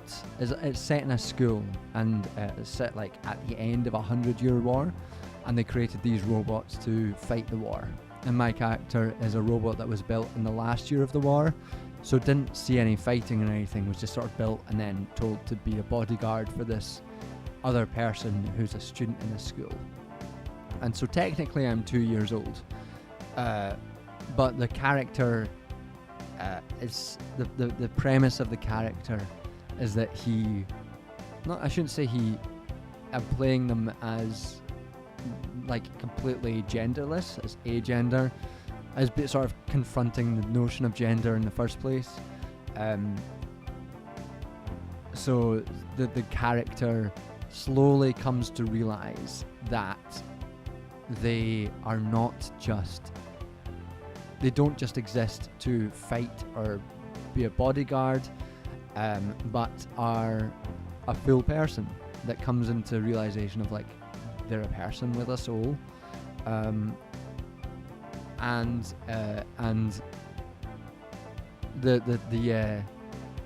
the type of character that they are is not as a monk, because they're all about getting connected with their internal sort of mechanisms, their internal soul. But also because they're only 2 years old and they're not connected with the world before, they're extremely awkward. They have no notion of how to deal with the world. And all of the other girls in the school, because it's me and three girls, and they all play girls, schoolgirls. They kind of hate them, because like imagine you're in school and you just have this fucking massive droid thing who's like there all the time, which is which is very fun. But it started being like the character is called the character's called B3-AN as a like number designation, but goes by Bean. So I just get to be a fun little cute massive killing machine called Bean, which is great fun. So I'll have to have a think when Sinan finally gets round to finding 5 other people and inviting us to the session 0. I'll have to think of an equally fun character to play for that. I fucking love D&D. Only 2 other people, okay. What's my subclass? I'm playing the... one second. I'm playing this specific Erebor subclass. So,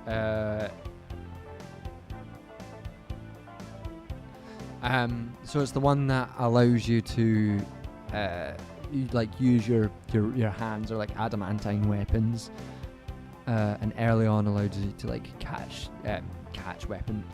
objects out of the air and stuff like that. What if the UK but tropical on a planet with rings? I'm gonna need more information than that.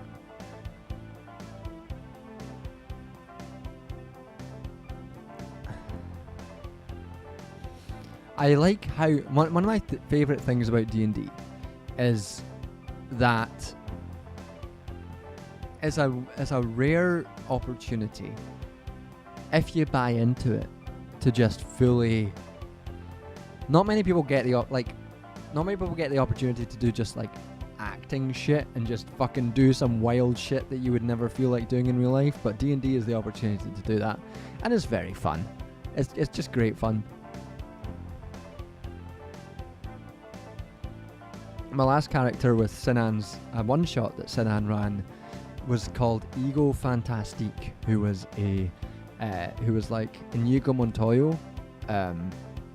What's the new stream schedule? It's not a new stream schedule. It's the same as previously. This is just the first one in a while because the guitar was broken. So, partner hated Ego. Yeah, Ego was terrible. He was terrible. He was awful. He was called Ego Fantastique. Of course, he was terrible. Yeah, so the next stream will just be in 2 weeks from now.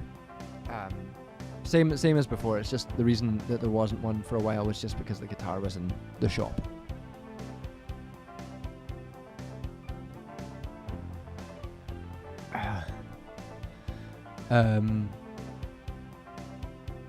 Speaking of bananas, folks, I think it's anti-social that I don't have a fresh date right now. Am I right, Phil? Do you mean like a date as in the fruit dates? Because I think fruit dates are terrible. It's horrible sticky things. And my mum always gets them for Christmas. Not a fan of dates.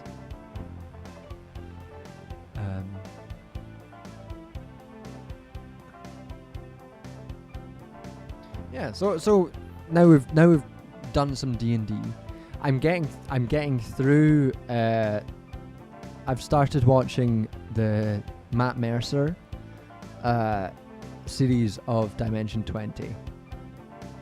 Dates and cookies? No, I'm not accepting that. I've never had a date and a cookie that I've been like. Anytime I've come across a date, it's like dates are like marzipan. Actually, that's not true. I like almonds on their own, but I don't like marzipan and almond extract. So actually, almonds are better than dates. But dates are like dates are awful. Dates are awful. I will not have them.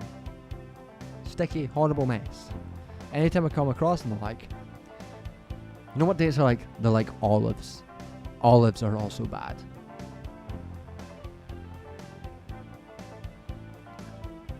We're firing out the hot takes right now. Olives, dates, marzipan, awful. All 3 of them. I mean, I like grapefruit. I like an oatmeal. Degrow dates, exactly. That's the degrowth agenda. To get rid of dates. Specifically and only stop making dates. That will save the environment, and parsnips are good as well. Whomst among us does not enjoy a roasted parsnip? You get some rosemary, you get some salt, some pepper, maybe even some chipotle chili flakes, give it a nice smoky chili flavour. Roast a parsnip, oh, it's delicious, lovely. Great for a Christmas dinner. Dates are awful. Sorry, you're wrong. I know that there are differences of opinion, and you can't say, you can't say that other people's opinions are wrong. But I'm afraid that opinion is wrong.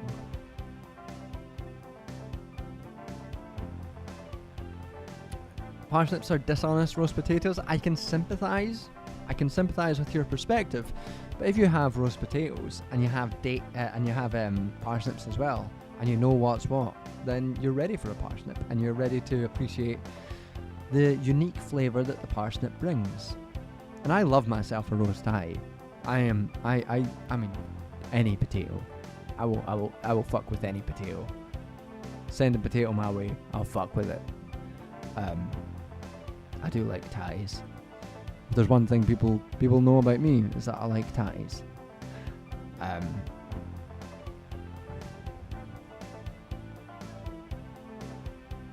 I like grapefruit.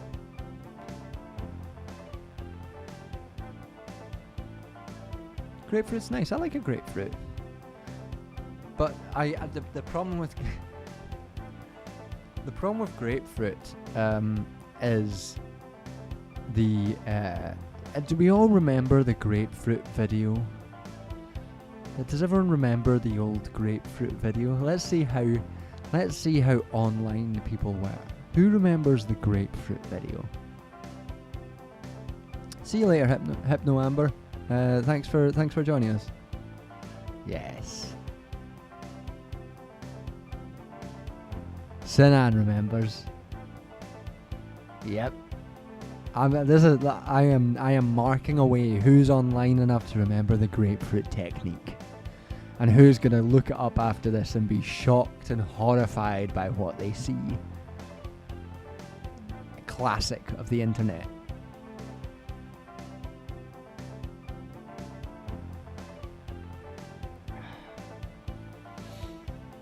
The demon voice itself emanating from the grapefruit technique. Oh, quick chaos. If you want to look that up, you're in for a bad time. But will the curiosity get the better of you?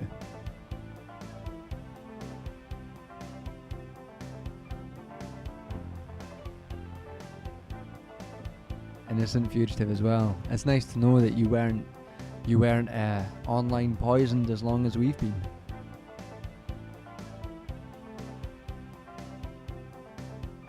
It's not ideal. I would say... Oh, you've already seen it as a problem.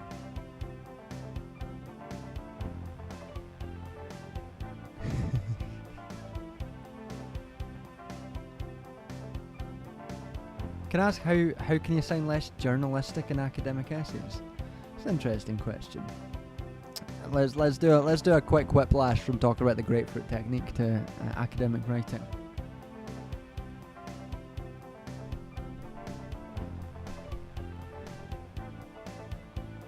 By journalistic, do you mean like formal, or are you looking to move from a journalistic view to a more academic sort of side? Because that'll depend on what I say.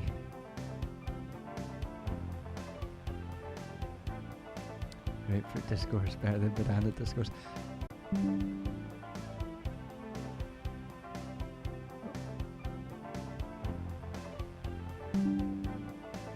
Sorry, are we back now? The stream dropped for a second. Let me know if we're back.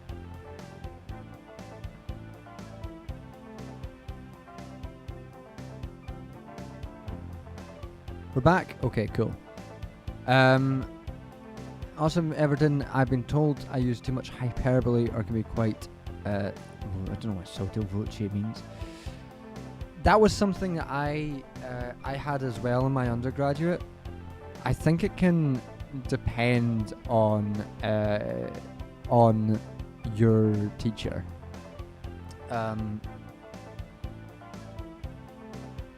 It's sounding too journalistic as opposed to academic. So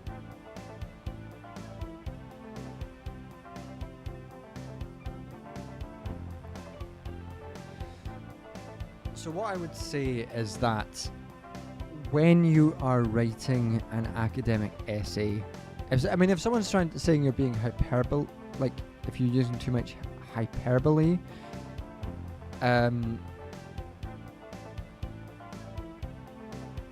that, like, just as a basic standard, the best thing, like, it means that, first of all, it means that your writing is engaging enough, and that is good. If your writing's engaging, that's good. Lots of academics write boringly, so that gives you some space to tone down your writing a bit. And I got told my stuff was a bit too journalistic when I was an undergraduate as well. So if you just focus on exactly what point you're trying to make and the exact evidence that you're trying to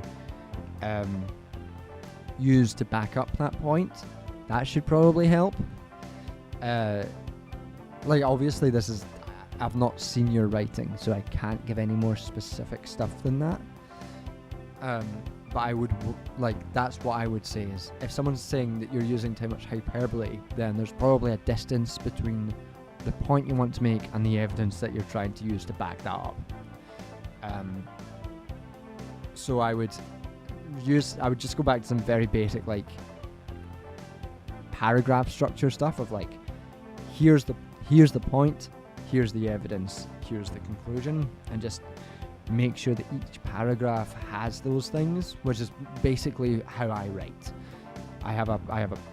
When I've got a paragraph, each paragraph has a point, each paragraph has evidence, and each paragraph has a conclusion. Some people go on about, like, topic sentences.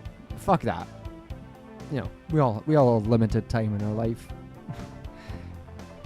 You don't need to introduce each paragraph. Who the fuck who does that time? But frankly, yeah, if someone's telling you that your writing is too journalistic, I wouldn't say it was bad. I would say that you probably have an up on a lot of other people. If you're a student, you probably have an up on a lot of people who are also students, because lots of people are very boring writers, and if you're writing journalistically, you have at least some skill in writing, and I say that with the firm knowledge of how bad a lot of British journalists are.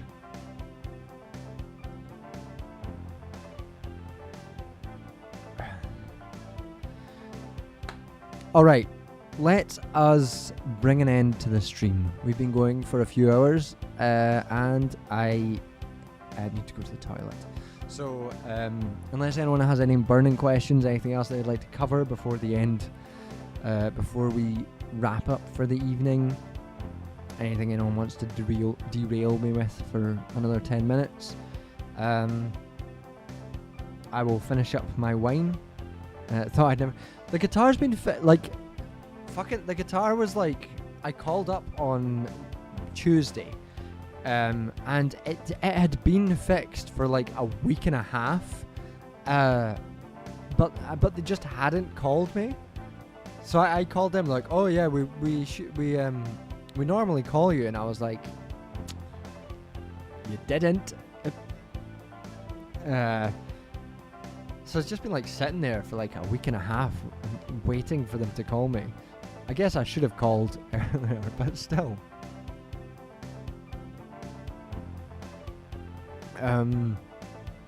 Yeah, so next video should be out. I'll try and get the next video at the start of August, and I will re-upload the degrowth video tomorrow. I'm gonna try and do a new thumbnail for it as well. I've been drafted in to do a peer review for a paper as well, unfortunately, so I need to do that tomorrow. But yeah, we'll be back on the regularly scheduled fortnightly streams from now on, unless something gets in the way. And yeah, thanks for coming along. Always a pleasure to have yous. I'll put us into the closing scene.